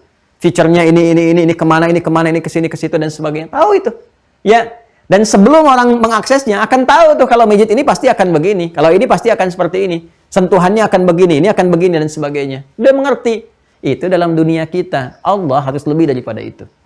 Maka sifat Allah, alimnya, ilmunya harus mengetahui segalanya. Sebelum itu terjadi, Allah sudah ketahui. Ya kan? Ya, kemudian sedang berlangsung pun Allah sudah tahu. Akan dilakukan pun Allah sudah tahu. Ya kan? Dan keadilan Allah itu yang memerintahkan hamba untuk berikhtiar. Cuma keadilannya menjadikan hamba untuk berikhtiar. Karena kalau nggak ada ikhtiar, sifat khilafah itu, ya tugas khalifah di muka bumi, nggak akan sempurna berjalan. Ya, kenapa nggak akan sempurna di sini? Karena nggak ada kreasi dari manusia. Nggak ada manusia inisiatif membangun, nggak ada manusia inisiatif untuk memilih dalam berumah tangga, nggak ada pilihan-pilihan. Ya, nggak ada keindahan, nggak ada seni untuk menghadirkan keindahan dalam berkehidupan. Tapi keadilan Allah menjadikan kita punya sifat ikhtiar. Itu pun sayangnya Allah dibimbing lewat petunjuk hudan. Hudannya ada yang dari perangkat tubuh, mata, telinga, pendengaran, akal, sampai ke hati, sampai ke jiwa. Makanya apa yang dilihat, kadang-kadang nangis, kita sadar. Apa yang didengar, nangis, sadar, taubat, istighfar, dan sebagainya. Ya kan? Ini yang menjadikan kita itu mendapatkan kasih Allah. Sehingga berulang-ulang di surat Ar-Rahman. Rahman lagi namanya. Rahman, Ar-Rahman, Ar-Rahman. Fabi ayyi ala'i rabbikum tukadziban. Fabi ayyi ala'i rabbikum tukadziban. Makanya nggak masuk akal. Bingung juga kalau masih ada yang ngikutin setan tuh bingung saya. Ya, kenapa harus dipilih gitu? Jangan seperti itu. Ya, kan kita sudah tahu konsekuensinya. Kan udah tahu kalau bohong itu salah. Kenapa masih bohong? Kan sudah tahu kalau korupsi itu salah. Kenapa masih bisa korupsi? Kan sudah tahu resikonya. Kalau korupsi itu nanti, mohon maaf, bukan cuma Anda yang rugi. Anak-anak kasihan. Dibully di sekolah, sampai stres nggak mau masuk. Istri nggak mau gaul. Karena disebutnya ini istri koruptor. Ini bapaknya koruptor. Kasihan sama anak-anak, Pak. Kerja yang betul lah, kerja. Makanya di sekolah kami itu kalau anak-anak berangkat selalu nitipin ke bapaknya tuh. Bapaknya nganter duluan, ibunya nganter. Kasih tahu, Pak, kalau berangkat cari yang halal ya, gitu kan. Kita sekolah dulu itu, Masya Allah gitu. Kesannya tinggi. Kesannya tinggi. Coba biasakan lah ya, bisikan-bisikan supaya terjaga gitu. Supaya terjaga. Ya, nah ini kembali ke sini ya, kembali ke sini. Nah, saya ingin ke puncaknya ya. Jadi, pengetahuan Allah ini akan menjangkau semuanya. Ya. Nah, ini harus nyata. Ya, karena apa? Menunjukkan keagungannya. Dan harus ada pembuktian. Ya, apa pembuktiannya? Ya, apa yang harus bisa diakses? Oleh siapa? Diakses oleh makhluk-makhluk nanti. Ya, yang membuktikan bahwa memang Allah mengetahui segalanya. Ya, dan memberikan, sekalipun memberikan jalan ikhtiar kepada hamba. Hamba berikhtiar. Kita tuh nggak tahu akan terjadi apa besok. Quran surah ke-31 ayat 34. Ya, ada 5 kan hak prerogatif Allah terkait dengan sistem kehidupan. Salah satunya adalah pengetahuan tentang masa depan. Innallaha 'indahu 'ilmus sa'ah. 1, hari kiamat. Wa yunazzilul ghaits, mengatur cuaca iklim, keberadaannya yang berselaras dengan keadaan kita. Wa ya'lamu ma fil arham, tentang segala ketentuan dalam rahim, segala ketentuan. Ya, apakah kemudian dia terlahir bagaimana, seperti apa, karakter macam-macam dan sebagainya.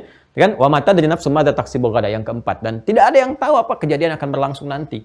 Yang manusia katakan itu tentang masa depan cuma prediksi, makanya nggak ada kepastian. Prediksi, ramalan.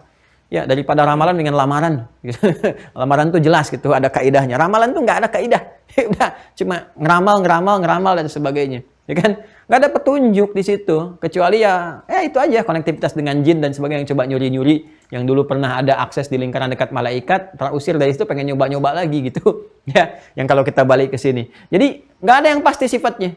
Ya, fazaduhum rahaqa di surat Al-Jin itu. Maka menambah kerugian aja, capek komitmen itu.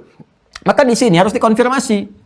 Maka apa yang dikonfirmasikan? Perbuatan hamba yang di sini, yang dipilih saleh dengan salah itu, nanti dikonfirmasikan lewat kitab ini. Kitab amal namanya. Amal kan perbuatan. Kita kan berikhtiar beramal menempuh ini.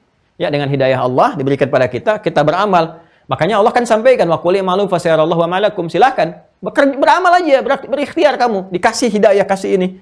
Ya. Maka nanti akan dilihat, ditinjau, ya. Dan akan berkesesuaian dengan apa yang Allah telah tetapkan. Ya, apa yang Allah tetapkan? Kalau benar baik dapat surga. Kalau menyimpang salah, dia memilih seperti itu, ya dia berlanjut ke neraka, ngikutin setan, ngikutin iblis, dipidatoin sama iblis, akhirnya tragis, ya kan? Dan Allah mengetahui semua itu, berkeadilan Allah buatkan sebuah sistem. Allah mengetahui, berikan hidayah, berikan dorongan, ini sistem. Sebelum terjadi, sedang terjadi, akan terjadi. Maka pekerjaan kita, amal kita untuk menempuh jalan ini, teman-teman sekalian, ya dalam dinamika yang terjadi, itu ada amal yang dicatat. Ya karena itu, support untuk catat amal itulah kita bahas. Ya dalam sub yang kedua ini, simpul kedua tentang malaikat. Masih ingat kan, malaikat Raqib dan Atid? Ya yang sifatnya Raqib dan Atid. Bahkan perkataan pun sudah tercatat di Quran surah ke-54 itu teman-teman sekalian. Di ayat 18-nya. Ayat 18-nya. Ma yalfidhu min qaulin illa ladaihi raqibun atid. Tidak pernah bahkan keluar satu ucapan pun kecuali tercatat. Ada malaikat yang mengawasi, ada yang lekat kan dengannya. Nah, Mohon izin teman-teman sekalian, mohon maaf ya. Ini masih bukan coret-coret ya. Ini kan lingkaran masih terbaca kan. Sebab saya berjanji dari awal nggak boleh coret-coret. Tolong ingetin ya. Saya nggak boleh coret-coret. Ini masih bisa kebaca tuh. Masih ada jalannya. Ya, lihat baik-baik teman-teman sekalian. Jadi ini dicatat lewat amal. Kita punya amalan. Telah saya terangkan ya. Ingat di malaikat yang Rakib dan Atid yang pernah saya terangkan itu. Amal dicatat, catatan sempurna. Saat dihisab, yang baik tangan kanan kan? Ya kan? Biyamini. Ya, kemudian yang jelek ya sudah diberikan tanda di belakang punggungnya.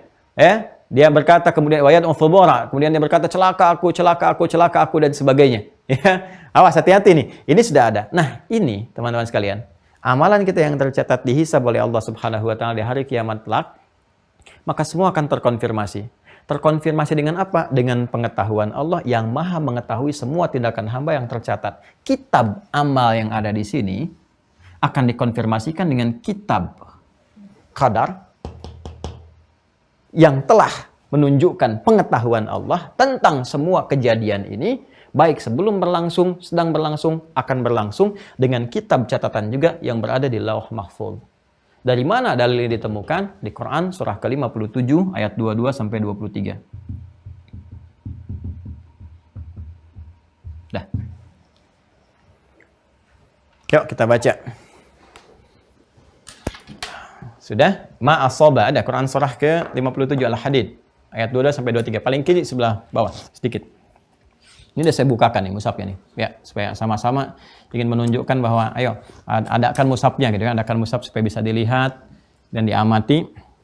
Ada ma'asaba min musibatin fil ardi wala fi anfusikum illa fi kitabim min qabli an nabra'aha.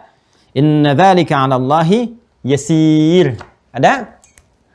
Allahu Akbar. Itu ayat dua-duanya. Ayat dua-duanya. Ma asaba min musibatin. Ya. Tidaklah sesuatu yang menimpa itu terjadi. Ya. Asaba yusibu. Musibah itu segala yang kita alami.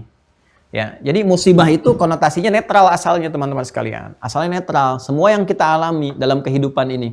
Baik yang bernuansa suka ataupun yang kita rasakan duka. Awas ya. Baik yang bernuansa suka ataupun yang kita rasakan apa? Duka. Jadi semua yang kita alami, ya kan kita mengalami kesenangan, kesedihan, ya, kebahagiaan, ketentraman, kenyamanan dan macam-macam. Ya, jabatan kita dapatkan, misalnya promosi, harta kita dapatkan, saat yang sama ada pengurangan dari harta, ya, ada kecelakaan pada pekerjaan dan macam-macam dan sebagainya. Nah, itu semua yang kita alami. Cuma biasanya psikologi manusia itu kan selalu mengaitkan musibah itu dengan yang dukanya saja. Itu kan dia kena musibah tuh, gitu kan, kenapa kepleset di jalan. Itu kan dia kena musibah tuh, kenapa jatuh begini. Itu kan pada yang dukanya aja, padahal semua musibah. Ya, semua yang kita alami itu musibah, semua yang kita alami karena asalnya dari kata asoba yusibu, yang menimpa, yang kita alami juga. Ya, kalau langsung kepada kita, gitu kan, namanya sayyib. Makanya kalau hujan itu ada menimpa, langsung netes gini, kita katakan berdasar doa Nabi, Allahumma sayyiban nafi'a, ya Allah jadikan hujan yang jatuh menimpa kami ini mengandung manfaat. Itu kan tidak terjadi sesuatu yang menghadirkan duka mendalam gitu. Kembalikan ke yang tadi, karena semua yang menimpa kita semuanya berdasarkan hukum Allah, ketetapan yang sudah ada dibuat dan kita berikhtiar menjalani. Ya, cuman kan ada sebab akibat, ada sebab, musabib, musabbab. Ya kan? Musabib, musabbab nggak usah ditanya, sebab dipelajari. Bingung kan? Iya, makanya kita terangkan. Musabbib, Allah yang menetapkan, bikin hukum. Musabbab, kita yang mengalami, menjalani. Sebab-sebab itu yang dipelajari. Misal, ada orang kecelakaan, meninggal. Ya, meninggal nih. Musabbib yang menetapkan hukum itu Allah. Nggak usah ditanya. Kenapa dia meninggal? Nggak usah ditanya, emang udah ajal. Kenapa Allah mewafatkan dia? Ya udah nggak usah ditanya, itu kehendak Allah, kewenangan sesuai dengan sistem ajalnya. Musabbab, orang yang mengalaminya. Sebabnya itu yang dipelajari. Apa yang dia tempuh saat berikhtiar di jalan itu? Apakah kendaraannya betul? Atau jangan-jangan kecepatan terlampau tinggi? Atau berkendaraan misalnya sambil main Instagram, ya, sambil lihat-lihat YouTube, sambil telepon-teleponan, macam-macam. Itu yang dipelajari. Begitu terjadi itu semua, musabib nggak ditanya, kenapa Allah mewafatkan dia? Udah, itu selesai, tiba ajal. Kenapa dia yang wafat? Karena bagian dia meninggal, ajalnya tiba, selesai. Tapi sebabnya dipelajari, jadi hukum buat kita. Jangan lagi mengendarai kendaraan dengan kecepatan melampaui batas, apalagi sambil main-main misalnya media sosial, ya menghidupkan telepon macam-macam dan sebagainya sehingga konsentrasi itu tidak bisa fokus dengan baik, ya. Nah, itu yang disebut dengan bagian-bagian dalam lingkar kehidupan. Tapi jangan lupa, bukan hanya suasana duka, yang suka pun demikian. Karena semua masuk sistem, semua kehendak Allah sudah diatur. Kalau begini jadi begini, ini jadi seperti ini. Itu Allah buat sistem. Manusia berikhtiar. Sistem itu semua baik. Baik semuanya dengan semua resiko dijelaskan. Ya, karena semua baik, karena bersumber dari yang maha baik. Kalau manusia memilih salah, itu salah manusia, jangan salahkan Allahnya. Ya, kayak gini di sekolah ditetapkan oleh kepala sekolah, ya. Semua ujian ya, nanti pas ujian akan diukur bagus, belajar semuanya. Belajar, kalau belajar naik kelas begini. Kalau tidak belajar nggak naik kelas akan dihukum begini. Kepala sekolah sudah baik menerangkan, bahkan tentang hukuman pun supaya trigger naik kepada yang baik. Jangan jadi begini. Ya, diarahkan supaya mengarahkan kepada yang baik. Terus ada anak nekat gak belajar, padahal udah diberitahu. Apakah yang salah kepala sekolah? Tidak. Kepala sekolah tetap baik, yang salah anaknya. Laisa kamitslihi syai', nggak ada yang sama serupa dengan apa yang Allah sampaikan. Tapi kurang lebih gambaran tadi, logika yang pengantar yang tadi disampaikan bisa menangkap, oh ya Allah tuh maha baik. Diberikan semua punya Allah. Ya, inna lillah, semua punya Allah. Inna, bahkan diri kita pun, inna lillah, semua milik Allah. Semuanya. Yang punya Allah, kita nggak punya apa-apa kok. Itu kan? Ya wa inna ilaihi raji'un. Bahkan karena kita punya Allah, maka kembali pada yang punya. Ya, kembali pada yang punya. Ya kan kalau kita dititipin sesuatu, kita balikin pada yang punya. Kita dititipan, istri titipan, anak titipan, suami titipan. Satu saat akan pulang pada yang punya. Jaga titipan dengan baik. Dan tangan titipan, mata titipan, jaga dengan baik. Makanya yang menitipkan itu membuat hukum. Ini tangan gunakan begini ya, jangan dipakai begini. Mata gunakan begini ya, jangan dipakai begini. Kalau kamu jaga betul semua, aku lekatkan abadi selamanya sampai pulang. Ditempatkan jadi abadi, melekat pada kita. Ditempatkan di surga, indah. Allah maha baik. Maka kita katakan, inna lillahi wa inna ilaihi raji'un. Makanya setiap kali ada musibah, kita katakan, inna lillahi wa inna ilaihi raji'un. Dan musibah itu bukan hanya terkait dengan duka, tapi juga ada sukanya. Makanya kalau dulu orang diberi jabatan, inna lillahi wa inna ilaihi raji'un. Karena merasa titipan. Dan karena titipan, dia punya beban merawat. Kalau benar dapat pahala, kalau salah konsekuensi bermasalah. Ya, makanya ketika titipan itu jabatan misalnya diberikan pun, kedudukan diberikan, tetap Allah tegaskan. Itu Allah yang amanahkan. Masuk pindah suratnya ke Quran surah berapa? Surah ketiga, Ali Imran. Ya kan? Dari ayat berapa? 26 sampai 27 kita dapatkan qulillahumma malikal mulki tu'til mulka man tasha' wa tanzi'ul mulka mimman tasha' wa tu'izzu man tasha' wa tudhillu man tasha' biyadikal khair innaka ala kulli syai'in qadir sampai tulijul laila fin nahar dan seterusnya. Bahkan malam, ya, kemudian gelap, siang dan sebagainya. Pun Allah yang mengatur semua kok. Ya, makanya di Al-Baqarah di Quran surah kedua ayat 156, ya, setiap kali kita mendapati ujian kita katakan alladzina idza asabathum musibah qalu inna lillahi wa inna ilaihi raji'un, untuk membangun kesadaran pada diri kita. Semua punya Allah kok. Allah sudah tetapkan kok. Sudah ada semuanya kok dan seterusnya, gitu kan? Nah, karena psikologi manusia menganggap musibah itu selalu lekat dengan yang duka aja, makanya dikasih gambaran di ayat 155-nya untuk membangun kesadaran. Biasanya lupa kalau ada yang senang, yang ada yang duka saja. Makanya di ayat 155 dicontohkan oleh Allah yang sering menghadirkan duka, lupa untuk bermunajat, lupa untuk menyadari bahwa semua sudah ada sistemnya. Ya, maka di Quran surah kedua ayat 155 Allah berfirman, Al-Baqarah 155, paling kiri sebelah atas. Walanabluwannakum bisyai'. Allah akan uji dalam berkehidupan dengan segala hal. Ini untuk menstimulus sistem kehidupan itu.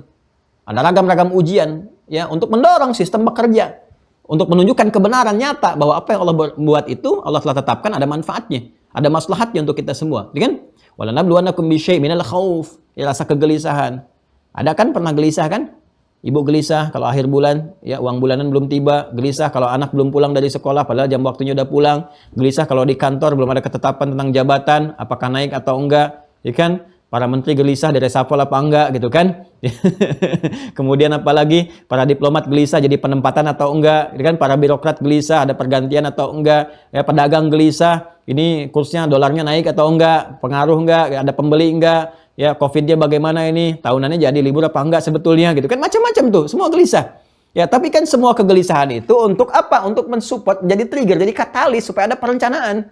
Dari situ kalau orang benar paham sistem, dia baca di Quran apa nih? Oh, ada surat Al-Insyirah, cari hikmah nih. Oh, apa nih kalau ada begini? Fa idza faragta fansab ila rabbika farghab. Daripada gelisah, bikin status gak jelas, Ya baru mendung dikit udah bikin status. Suasana mendung kali ini di Bekasi ya, begitu gelapnya, nggak ada solusi. Ya, kalau mendung tuh siapkan jemuran angkat. Siapin dalam suasana mendung itu ngapain, zikirnya apa, di rumah ngapain, itu faida faragta fansab. Kalau selesai yang kemarin selesai, tuntas sekarang, siapkan lagi. Apa rencana yang mau dibuat? Wa ila rabbika farghab. Itu tawakal deh, kan kita nggak bisa ngatur cuaca. Emang dengan bikin status kemudian mendung selesai? Tidak. Nggak ada, lebih baik kita beramal. Wa qul ya'malu fasarallahu a'malakum. Kerjakan yang positif untuk kita. Nah, itu lebih menenangkan. Keadaan hati yang tenang lapang disebut dengan syarah. Ya, kalau sudah muncul karakternya disebut insyirah, makanya suratnya disebut al-insyirah. Ya, alam nasyrah laka sadrak, gitu kan? Bukankah sudah aku lapangkan keadaan jiwamu? Ya, ini khususan pada Nabi Muhammad SAW. Ini karena Rasulnya spesial, Nabinya spesial, sebelum diminta udah diberikan. Nabi yang lain minta dulu baru dikasih. Dijawab, tapi minta dulu. Nabi Musa minta, baru dikasih. Apa permintaannya? Ya, Rabbi syrahli sadri, ya Allah lapangkan jiwaku, lapangkan hatiku, lapangkan dadaku. Rabbi syrahli sadri, itu doanya Nabi Musa. Ya, wa yassirli amri, di surat Thaha itu kan, Rabbi syrahli sadri wa yassirli amri wahlul 'uqdatam min lisani yafqahu qauli. Ya, itu minta Rabbi syrahli sadri, minta dikasih. Nabi Muhammad enggak minta dikasih. Alam nasyrah laka sadrak. Nabi Musa, Rabbi syrahli sadri. Nabi Muhammad SAW, alam nasyrah laka sadrak. Nabi Musa, wa yassirli amri. Nabi Muhammad, wa nuyassiruka lil yusra. Tuh keistimewaan Nabi Muhammad tuh. Masya Allah gitu kan. Nah kita bukan Nabi, bukan Rasul. Sempurna juga tidak. Dan seterusnya. Gitu kan. Maka apa yang harus terjadi? Harus berusaha mengatur diri. Mengarahkan pada yang baik, beramal pada yang benar. Gimana caranya? Ikuti pedoman sehingga sistem berkehidupan terjaga, nyaman, tenang, tentram, bahagia. Sudah meninggal, selesai. Meninggalnya pun tenang. Ya ayat Tuhan nafsul mutmainnah. Selesai. Itulah kehidupan. Ya, jadi kalau kita benar, kegelisahan tuntas. Minal khauf wal ju', lapar. Itu kita cari makan dan sebagainya. Ya, wa naqsi minal amwal, harta mulai berkurang. Wal anfus, ada yang sakit. Itu kan ujian juga. Ya kan? Sampai meninggal. Wat thamarat, hasil kerja keras diambil orang. Ya, diterjemahkan dengan buah-buahan ya. Menurut saya agak kurang detail. Ya, kalau ujian hanya diberikan bagi tukang buah, maka kurang adil karena tukang sayur nggak diuji gitu kan. Harus berkeadilan. Thamarat di situ memahaminya pakai mubalaghah. Ya, pakai majas atau kinayah. Kita bisa ambil itu. Artinya Pak, ini tinggi sih Pak. Quran itu luar biasa tinggi karena berasal dari yang maha tinggi, yang maha agung ya. Samarat itu kan buah, nggak mungkin bisa muncul teman-teman sekalian. Kalau nggak ada pohonnya. Pohon tuh dari apa? Dari benih. Jadi ada orang tuh dari benih nanam, dirawat, nanam mangga, nanam padi, macam-macam dan sebagainya. Udah mau metik buahnya, besok mau panen, diambil orang. Kalau diterjemahkan dengan kiasan, konteks kita sekarang, Bapak yang ikut tender, udah siap semua riset, biaya keluar macam-macam, tender berhasil, proyeknya diserobot oleh orang. Itu maksudnya. Wat samarat. Ya wabasyiris sabirin, ini dia pasangannya. Dalam suasana kita mendapati duka, maka ada sabar. Ini dia nih. Nih sikap hidup proporsional. Jadi kalau tahu kita sistem kehidupan, mengerti. Ya, belajar di pedoman hidup di Hudan tentang ujian tuh akan begini, ujian tuh begini sifatnya. Mengatasinya begini, sistem kehidupan tuh begini, nyari yang halal begini, cara ngatasin setan begini supaya nggak terjebak pada jalan yang salah. Kalau kejebak di sini balik lagi supaya bisa melepaskan jebakan, balik dengan taubat. Ini jadi hidupnya proporsional. Kalau sedang ada duka, dia sabar. Tuh. Sabar itu bukan diam, sabar itu solusi. Dia berkontemplasi, merenungkan jalan terbaik untuk mengatasi masalah itu. Ada ujian di rumah tangga, sabar dulu nih. Ya, memang jejak langkah pembuka sabar itu diam sejenak berkontemplasi, bukan diam membiarkan persoalan, bukan. Udah biarin aja, ntar juga selesai sendiri. Tidak, jadi sekam akhirnya.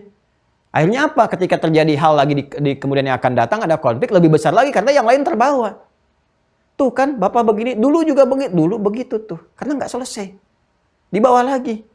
Ya, jadi persoalan cuma masalah senyuman, terus persoalan tagihan listrik yang 10 tahun yang lalu ke bawah lagi. Jadi kan? Sama, di pekerjaan, di apa-apa pun sering kali begitu. Sabar itu bukan begitu.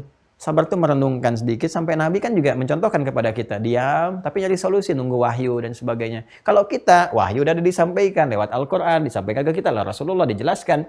Maka ketika ada persoalan di rumah tangga, di pekerjaan, di macam-macam, diam sejenak, merenungkan apa nih petunjuknya. Baca pedomannya, Qurannya apa. Ada semua di situ. Hadisnya. Apalagi kalau belajar dari awal. Sebelum berumah tangga, lihat fikir rumah tangganya. Mau kerja, pekerjaannya apa, lihat sifatnya nih seperti apa. Pasti ketemu, pasti begitu. Itu pasti itu. Ya, itu nggak pernah meleset. Ya, dan selalu seperti itu. Jadi nggak pernah, never, selalu always. Gitu ya, nggak pernah meleset dan selalu seperti itu. Nggak pernah, never, selalu always. Ya. Itu ya. Jadi itulah sabar. Sabar. Ya, nanti sama juga begitu ada sesuatu yang melahirkan suka, menyenangkan, ya ada proporsional, ada syukur di situ. Syukur. Ya. Kenapa? Karena kita mengerti kalaupun kita dapat berusaha, ikhtiar, dapat di jabatan diamanahkan. Ya, kita akan paham. Qulillahumma malikal mulki. Alhamdulillah. Ya, Allah telah menitipkannya kepada saya bukan pada yang lain, tapi juga innalillahi wa inna ilaihi raji'un. Kenapa? Karena setiap titipan ini langkahnya cuma dua. Harus dibawa pada yang saleh, nggak boleh salah. Titipan harta, gimana harta jadi saleh? Dikelolanya seperti apa? Lihat petunjuknya. Oh ini nih yang dibawa ke rumah untuk nafkah. Nafkahnya harus begini, nggak boleh bawa yang haram. Maka gunakan gini, proporsional. Oh, kebutuhan di rumah kok cuma sekian. Ada lebihnya, Masya Allah. Kok yang dibutuhkan cuma 10 juta, Allah kasih 100 juta. 90 juta ini buat apa maksudnya yang Allah kasih? Baca lagi petunjuknya. Oh, ada kewajiban zakat. Oh, ada infak. Oh, untuk tabungan masa depan yang umroh, yang haji, yang kita sering berdoa. Ternyata dari sini jalannya. Oh, ternyata saya dulu sering berdoa, ya Allah, berikan kesempatan muliakan orang tua saya. Oh, ada infak. Infak itu salah satunya untuk orang tua. Ternyata orang tua bukan dizakati, tapi diinfaki. Ya, Quran surah kedua ayat 215. Yas'alunaka madza yunfiqun. Ya, yas'alunaka madza yunfiqun qul ma anfaqtum min khairin falil walidain. Oh, ternyata ini jawaban dari doa-doa yang lalu. Oh, ternyata ini maksudnya Allah berikan saya kedudukan, cuman titipan. Qulillahumma malikal mulki tu'til mulka man tasya wa tanzi'ul mulka mimman tasya. Dilantik sekarang, 2 bulan kok tiba-tiba di-reshuffle. Dilantik sekarang, setahun kemudian kok sudah berganti. Dilantik sekarang, yang lain kok yang dapat promosi. Ini yang diberitakan dan nyebar-nyebar kartu nama. Ternyata salah lantik, yang lain yang harusnya jadi. Nah itu tuh. Makanya kalau kita sikapnya proporsional, tahu, kita nggak akan macam-macam. Dititipkan kedudukan supaya saleh. Buat kebijakan yang baik, yang bermanfaat, yang berkehidupan, ya dalam level-level tertentu, berbangsa, bernegara, bermasyarakat supaya rakyat tenang, nyaman, baik, di keluarga supaya anggota keluarga baik. Ya kalau untuk pribadi masih single, ya, nah, maka biar kebijakan yang baik supaya pribadi terbawa pada yang baik dan sebagainya. Ini jalannya. Ilmu juga begitu, bukan untuk menyimpang, bukan menggunakan ilmu untuk rekayasa tertentu. Ya, termasuk ilmu agama. Jangan sampai dititipkan ilmu, digunakan fatwanya hanya untuk nyari dunia. Dikreasikan fatwa sesuai kepentingan-kepentingan materi, ya itu nanti masuk jalur yang salah. Semua sama. Baik ilmu, harta, kedudukan, plus tenaga. Kan 4 ini yang kita pakai dalam menjalani sistem kehidupan. Kalau nggak pilih ilmu, passionnya turun ke bawah. Pengajar, dosen, ilmuwan, macam-macam. Atau juga harta, pebisnis, pedagang, apapun namanya. Gitu kan? Kemudian juga kedudukan, jabatan, apapun profesinya. Mulai dari presiden, sampai macam-macam, sampai turunan, sampai presiden direktur, komisaris, macam-macam. Ya. Nah, dan seterusnya sampai yang keempat tenaga. Tenaga mau dipakai apapun kan manusia yang memberikan nama. Ya, tapi pada akhirnya kita yang berkreasi, mau yang di masjid, ya azan pakai tenaga kan, mau yang di pasar pakai tenaga macam-macam. Itu manusia aja yang pilih dengan nama-nama tertentu. Pada akhirnya kita yang menjalani. Jangan sampai salah jadi apapun karena kita cuma menjalani ini sampai meninggal. Begitu meninggal selesai deh, gelar manusia nggak ada lagi. Makanya apapun yang ditetapkan kalau kita tahu hukum ini proporsional hidup kita. Innalillahi wa inna ilaihi raji'un. Semua kembali kepada Allah, ya kan? Dan semua Allah yang tetapkan dan kita akan proporsional. Kenapa? Ya, karena ma asaba min musibatin fil ardi wala fi anfusikum illa fi kitabim min qabli an nabraha. Inna dzalika 'ala Allahi yasir. Ya kan? Karena semua yang terjadi itu Allah Maha tahu. Dan pengetahuan Allah itu meliputi segalanya. Untuk membuktikan itu semua tercatat kemudian di Lauh Mahfuz. Itu kitab yang jelas. Ya, fi kitabin min qabli an nabraha. Jadi pengetahuan Allah sudah menjangkau semuanya untuk membuktikan bahwa Allah Tuhan yang hak, mengetahui semuanya, terdokumentasikan dalam kitab Lauh Mahfuz. Nanti kitab ini akan mengonfirmasi apa yang telah kita kerjakan, dicatat oleh malaikat. Jadi malaikat pun sadar, malaikat nggak tahu apa-apa, kecuali Allah yang telah tetapkan. Malaikat akan mengagungkan Allah. Saya diberi tugas, kata Rakib, kata Adi, nyatat, ternyata Allah sudah Maha tahu segala yang dicatat. Sama antara yang dihisab kitab catatan malaikat dengan yang telah Allah tetapkan dengan pengetahuannya, Allah Maha tahu tadi, sama persis. Sama. Tapi memahami itu dalam konteks berkehidupan kita nggak tahu. Karena nggak tahu, kita berikhtiar. Itu. Karena hukum Allah pun menetapkan ikhtiar. Ya, pengetahuan Allah itu berlaku pada ikhtiar kita tadi itu. Jadi Allah sudah tahu apa yang akan kita kerjakan. Cuman kan karena kita nggak tahu. Kita nggak paham, kita nggak ngerti. Ya kan? Dari awal sampai ke akhir. Tapi Allah beri jalan lewat kitab. Nih yang kamu tempuh nih begini. Resikonya akan seperti ini. Kita menempuh itu dengan ketidaktahuan kita, diberi petunjuk. Tempuhlah yang soleh, jangan kerjakan yang salah. Resiko begini. Apa yang akan kita kerjakan, Allah sudah tahu lebih dulu. Terdokumentasikan. Nanti dikonfirmasi antara kitab yang dicatat oleh malaikat, saat kita kembali kepada Allah, dengan apa yang telah Allah ketahui, yang disampaikan untuk menunjukkan keagungan Allah dengan sifat alimnya. Maka di situ kita sadar. Bahwa apa? Likaila ta'sau ala ma fatakum wala tafrahu bima atakum. Ini proporsional. Jangan terlalu banyak berduka kalau mengalami sesuatu. Ya kan? Kenapa? Karena kita sudah wajar zata. Oh, ini maksudnya begini, hikmahnya begini, ya kan? Dan Allah Maha tahu dengan segalanya ini. Makanya kalau ada sesuatu yang hilang, ke masjid, mau tobat, mau soleh, mau baik, pulang-pulang sandal hilang, cari dulu. Cari gitu kan? Dan dicari lama-lama nggak ada kan? Maksudnya apa? Mungkin ada harta saya yang dulu nggak tepat, ya kan? Harta saya yang dulu mungkin menyertakan yang haram. Maka Allah nggak suka ketika saya mau jadi baik, yang soleh, yang salah masih ada yang melekat, yang haram masih ada. Maka pelan-pelan dihilangkan. Begitu sadar, sedang duduk, tiba-tiba Allah kirimkan datang DKM. Kenapa Pak? Nggak apa-apa Pak, ini lagi nunggu aja pulang. Kok belum pulang? Iya mau pulang. Kok alas kakinya kemana? Ya justru itu tadi nyari-nyari nggak ketemu. Udah nih carikan sana. Masya Allah ganti yang baru. Kalau datang pakai sendal jepit tadi kan, dibelikan sendalnya sendal bagus itu macam-macam. Baru lagi dan dari yang halal. Masya Allah ya. Dan banyak hal gitu, banyak hal yang terjadi. Kalau kita sadar dengan semua itu, maka kehidupan proporsional. Itulah qada dan qadar. Jadi menjalani hidup itu nanti santai saja, nikmat, tenang. Ya santai dalam pengertian senang dan tenang. Karena semua tahu kalau begini, ya nggak usah terlalu berlebihan lah nyikapinnya. Ya itu yang terjadi. Makanya banyak orang-orang dulu tuh Masya Allah yang paham ini mengerti sekali. Ya satu kali, ada ini kisah viral ya, sangat viral sekali. Sering banyak ustadz juga menyampaikan informasi ini karena memang viral kisahnya. Hampir orang-orang belajar itu mengetahui. Ada seorang Arab Badui, teman-teman, orangnya soleh, baik, mengerti tentang qada dan qadar. Dia sedang makan tuh. Saat makan, diinfokan, masuk ke tendanya orang mengatakan, "Hei Fulan, anak kamu meninggal diterkam serigala," katanya. Dia cuma diam begini. Oh, inna lillahi wa inna ilaihi rajiun. Makan lagi. Orang ini heran. Apa nggak dengar suara saya? Dia katakan lagi, "Ya Fulan, anak kamu itu meninggal, dia terkam serigala, orang-orang udah pada ngumpul," kan bahasa kita begitu. "Nah, kamu meninggal." Dia diam lagi begini, dia katakan, "Innalillahi wa inna ilaihi rajiun." Makan lagi. Kesal orang ini. Karena Anda bayangkan, ya dia saking kesal, ini anak sendiri, ini apa nggak peduli nih bapak ini. Dia katakan, "Hei Fulan, dia kan anak kamu ini meninggal, dia kan? Dia terkam serigala. Kenapa kamu malah makan sibuk begini? Kamu datangi anak kamu begini, urus dan sebagainya." Maka ketika sudah mengerti sampai 3 kali disampaikan, kan? Oh, dia belum paham, maka diterangkan oleh orang ini. "Kamu tahu tidak? Kamu yang mendesak saya sekarang, kan? Tidak akan pernah bisa membangkitkan anak saya yang sudah wafat itu. Allah sudah tetapkan dia meninggal. Ya, kalau saya kerjakan sekarang, langsung buru-buru dan sebagainya, saya gelisah tidak mempersiapkan diri, maka jelek juga. Akhirnya saya buru-buru, tidak mempersiapkan apa-apa dan sebagainya. Dan ini yang telah Allah berikan kepada saya makanan, tidak saya habiskan. Ini kan rezeki juga. Jadi biarkan saya cepat dulu menghabiskan ini, supaya saya cepat mengurus anak saya siapkan. Daripada kamu selak-selak terus dari tadi. Jadi biarkan saya menghabiskan makanan sebagai takdir yang Allah tetapkan kepada saya, ya, supaya menjadi pahala kebaikan. Setelah itu saya urus anak saya." Kebayang nggak? Ya, ini jangan salah paham ya. Jangan melihat bahwa ini bapak nggak peduli sibuk makan. Tidak. Dia melihat jangan sampai ada makanan yang sia-sia, ditumpahkan. Jadi bagian-bagian setan, bagian-bagian yang tidak baik dan sebagainya. Jadi dia segerakan untuk selesaikan makanan itu. Selesaikan dalam waktu yang cukup singkat. Selesai, dia kejar. Dia selesaikan anak yang sudah diurus oleh masyarakat. Dia datang ke sana, kemudian dia selesaikan. Ini yang dimaksud proporsional. Maksudnya apa? Dia pertama ucapkan innalillahi wa inna ilaihi rajiun sebagai takdir penetapan imannya kepada Allah. Udah. Saya meratapi pun berteriak ini itu pun tidak akan menghidupkan kembali. Jadi kita sabar, kita tawakal, tapi ikuti jalur hukumnya, bukan didiamkan. Sebabnya apa?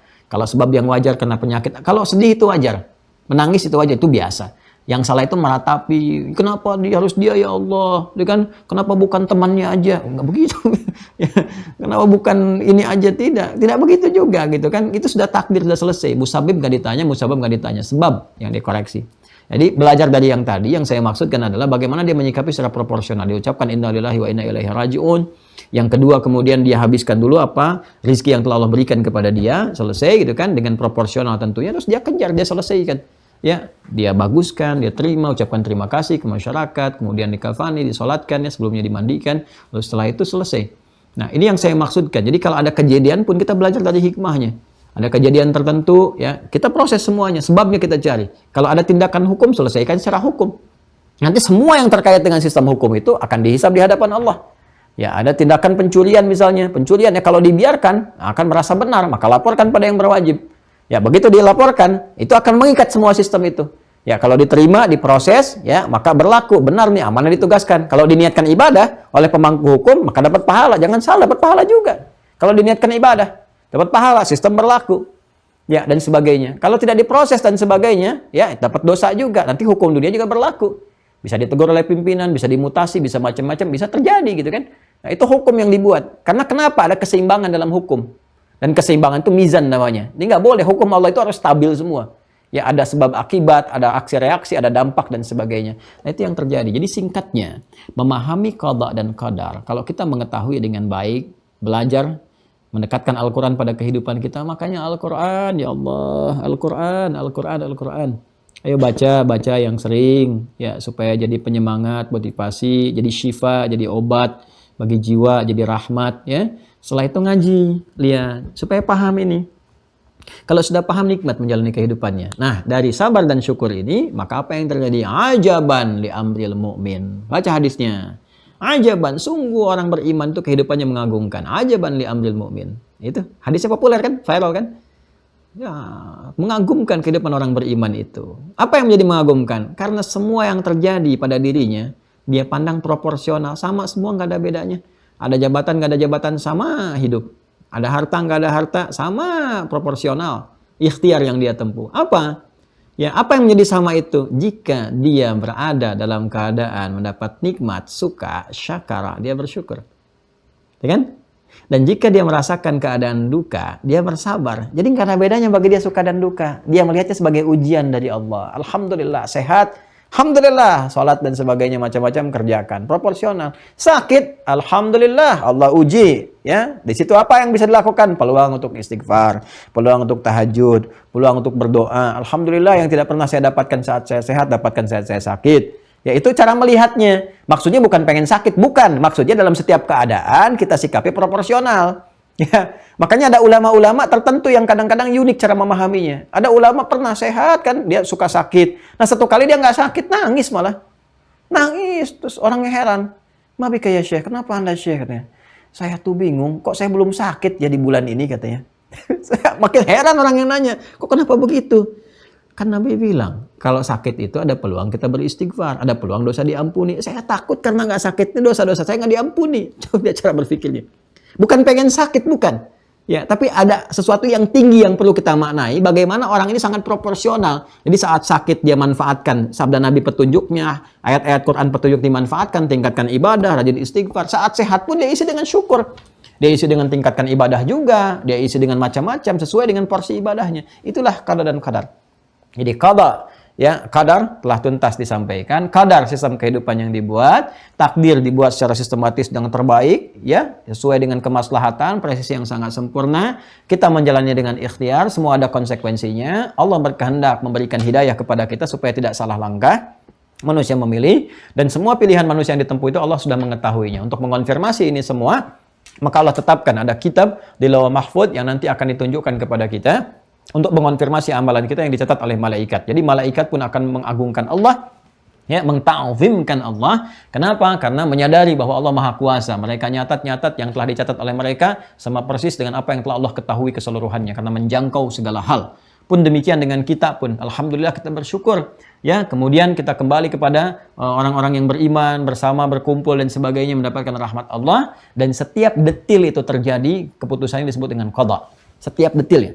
Qadar sistemnya berlangsung berkehidupan, setiap detil berlaku, kun terjadi, fayakun jadi. Ya, itu disebut qada. Jadi begitu berlangsung tetap itulah qadanya. Sistemnya disebut dengan qadar, ketetapan Allah yang menjadi hukum berkehidupan qadar. Begitu setiap satuannya berlangsung terjadi kun atas perintah Allah, fayakun terjadi, maka itu disebut dengan qada. Karena itu kata qada dalam Al-Qur'an dilekatkan dengan kalimat kun fayakun.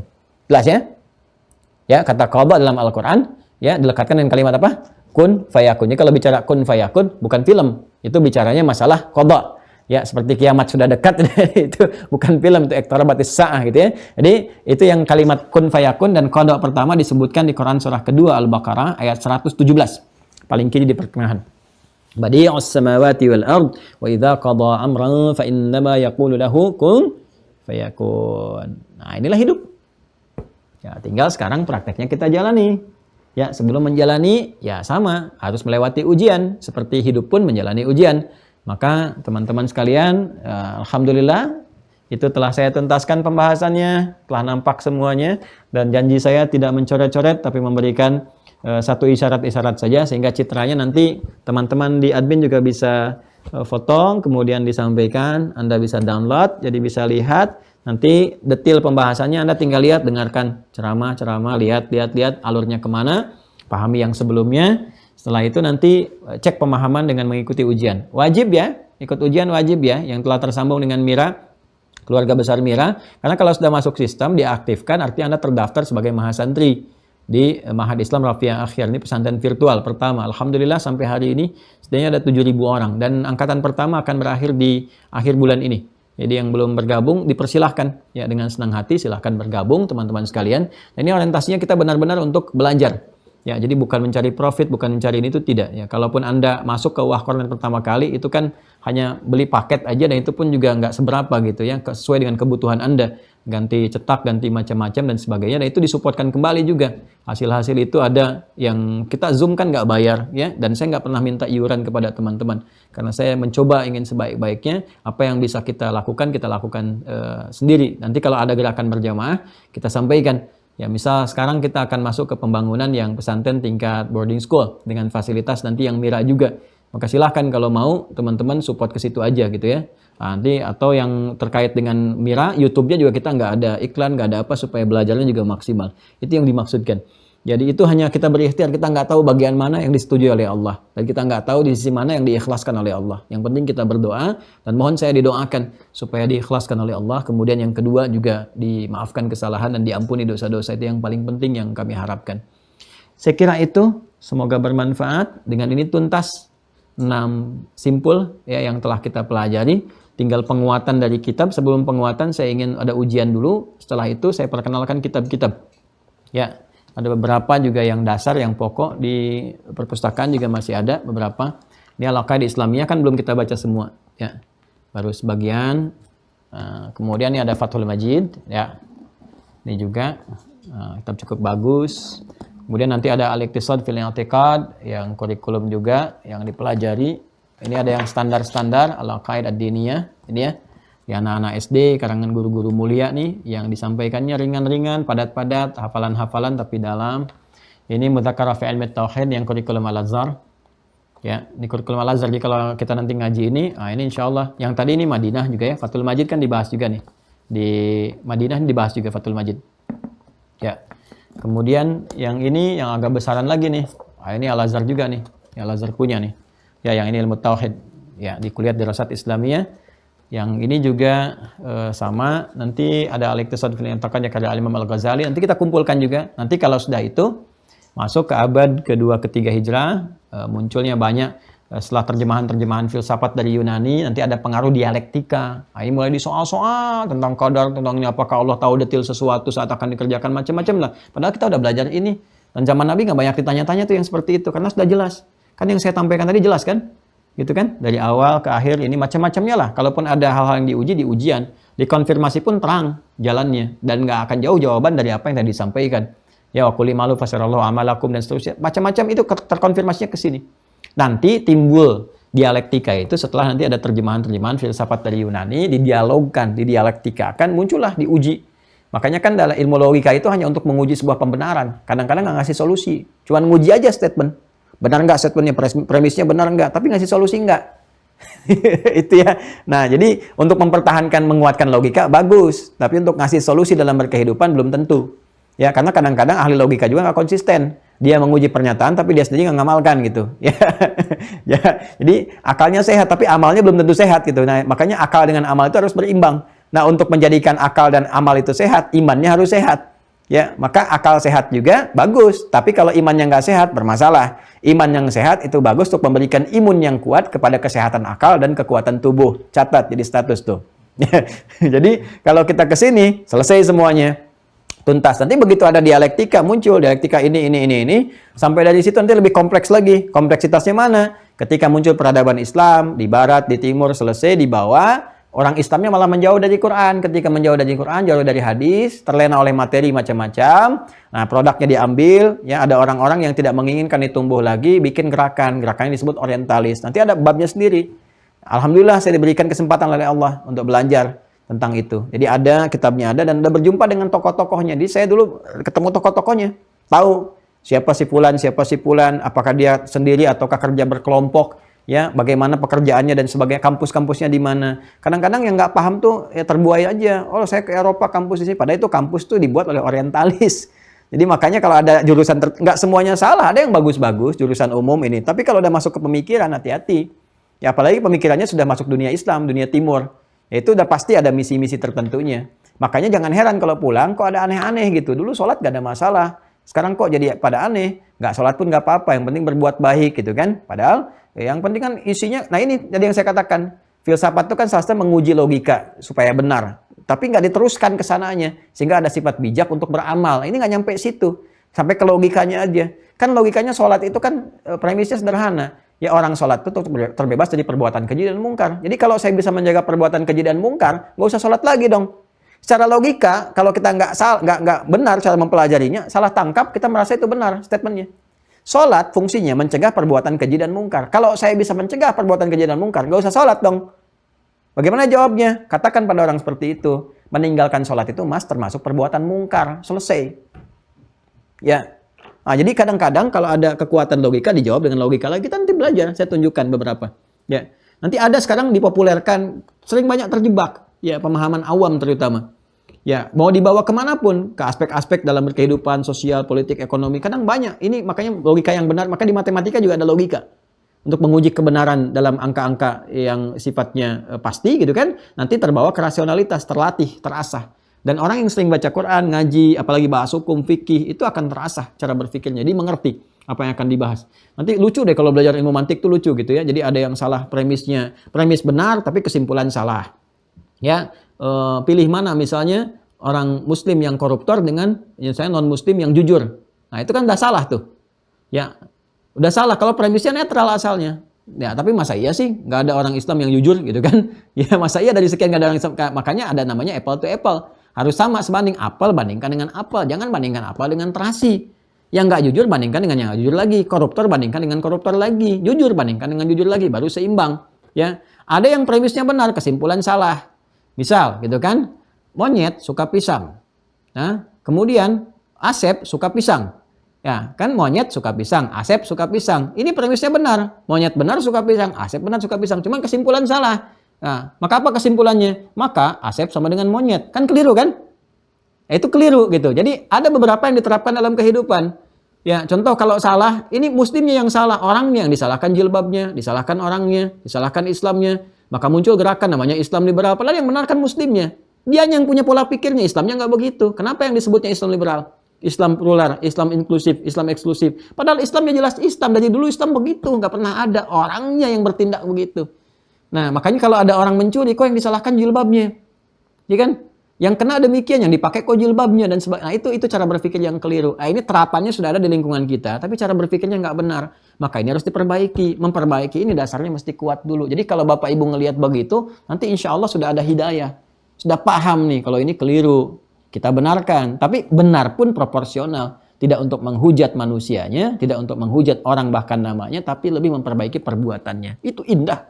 Berislam itu cukup deh manusia pada muslim, insya Allah damai kehidupan. Tapi berislam yang benar, dengan cara yang benar. Ya kan?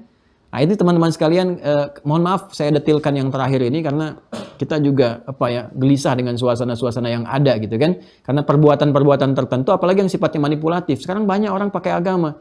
Ya nyamar-nyamar bikin pesantren, bikin itu, padahal enggak tuh modus aja gitu. Kemudian ada tindakan-tindakan yang buruk di situ. Ya praktekkan hukum berkeadilan. Seperti yang terjadi kemarin-kemarin itu kan. Modusnya bikin pesantren, padahal setelah dicek tempatnya bukan tempat seperti itu. ya dijadikan kemudian sebagai pemuas hasrat dan sebagainya, itu hukum aja, hukum yang berkeadilan. Ya, ternyata manipulatif. Tapi yang terjadi apa? Yang dikesankan media kan pesantrennya ustadz dan sebagainya, sehingga ada kesan-kesan orang takut dengan pesantren. Terus membuat trauma, buat ini, buat itu dan sebagainya. Ini yang cara berpikir yang keliru, yang tadi yang saya sampaikan, yang monyet suka pisang itu gitu. Jadi kok ngelihatnya ke pesantrennya gitu. Padahal itu tahfidz juga bukan, ini juga bukan, cuma dijadikan modus aja dan sebagainya. Nah, terus kok yang diangkat cuman itu? Padahal bulan Maretnya di satu tempat di Medan itu ada kejadian juga dan bukan Islam, kepala sekolah juga gitu. Ya, nah itu juga jadi dikesan. Jadi disamakan. Jangan melihat kepada ras, agama tertentu, macam-macam. Ya kejahatan ya kejahatan.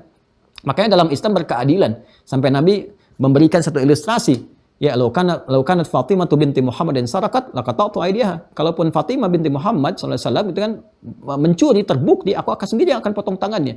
Dan nggak mungkin Sayyidah Fatimah mencuri. Mulia putri Rasul, Masya Allah, luar biasa. Akhlaknya macam-macamnya. Tapi Nabi memberikan sebuah gambaran konsepsi berkeadilan. Mau ustadz, mau kiai, mau macam-macam lah. Kalau memang keliru, dibuktikan secara hukum, salah, ya berikan hukuman yang berkeadilan. Tapi kalau benar, ya jangan direkayasa gitu kan, karena itu pun akan membawa konsekuensi pada kemuliaan yang saat kembali kepada Allah Subhanahu wa taala. Ini hanya pengingat ya. Jangan marah ya. Hanya pengingat untuk kita semuanya. Ya, dan tidak kita menyoal orang per orang, tidak, tapi kita memberikan gambaran berkebaikan. Kalau seperti itu tenang kehidupan insya Allah. Ya, ayo semuanya berpositif. Ya, saya mengajak semua berharmoni, kemudian semua saling memaafkan, saling ada dalam suasana baik, terutama berkehidupan berbangsa, bernegara. Insya Allah kalau semua dijalani dengan baik, kemudian bertujuan mulia sama-sama, Allah akan berikan ketentraman, kebaikan, kemuliaan pada diri kita, keluarga kita, bahkan kehidupan berbangsa, bernegara. Demikian untuk pertemuan hari ini. Terima kasih teman-teman sekalian. Semoga Allah rahmati. Mohon maaf kalau ada kata-kata yang kurang berkenan, kalimat-kalimat yang tidak pantas, sungguh tidak dimaksudkan. In uridu ilal islah mastata'at. Saya hanya berkeinginan yang baik seperti yang saya niatkan, tapi kalau dianggap kurang tepat, mohon dimaafkan. Semoga Allah mengampuni dan semoga Allah memuliakan kita semua. Terima kasih. Berjumpa lagi di waktu yang akan datang.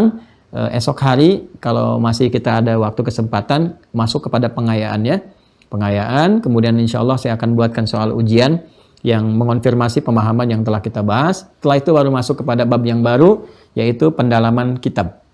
Ya, kitabnya nanti akan dituliskan, judul-judulnya dan sebagainya. Adapun materi-materi kami itu sudah didokumentasikan. Jadi nggak usah terlalu repot teman-teman. Sudah ada, nanti insya Allah jadi buku. Dari buku itu nanti teman-teman jadi pegangan untuk sendiri. Jadi saya nanti akan sempurnakan dulu ya keseluruhannya. Dan kitab-kitab ini nanti akan satu-satu kita terangkan judulnya, dari mana, terbitan mana, apakah masih asli ataukah ikhtisar atau rangkuman atau ada dibawa ke pemahaman tertentu dan sebagainya, kita cek sehingga kita sampaikan secara proporsional. Demikian, Allahumma taqabbal minna innaka antas sami'ul alim wa tub 'alaina innaka antat tawwabur rahim. Rabbana la tu'akhidhna in nasina aw akhtana. Rabbana wa la tahmil 'alaina isran kama hamaltahu 'alal ladzina min qablina. Rabbana wa la tuhammilna ma la taqata lana bih. Allahumma ya Allah, Allahumma ya Allah, Allahumma ya Allah, wa'fu 'anna waghfir lana warhamna anta maulana fansurna 'alal qawmil kafirin. ربنا آتنا في الدنيا حسنة وفي الآخرة حسنة وقنا عذاب النار وصلى الله على سيدنا محمد وعلى آله وصحبه أجمعين وآخر دعوانا سبحانك اللهم وبحمدك نشهد أن لا إله إلا أنت نستغفرك ونتوب إليك والحمد لله رب العالمين. السلام عليكم ورحمة الله وبركاته.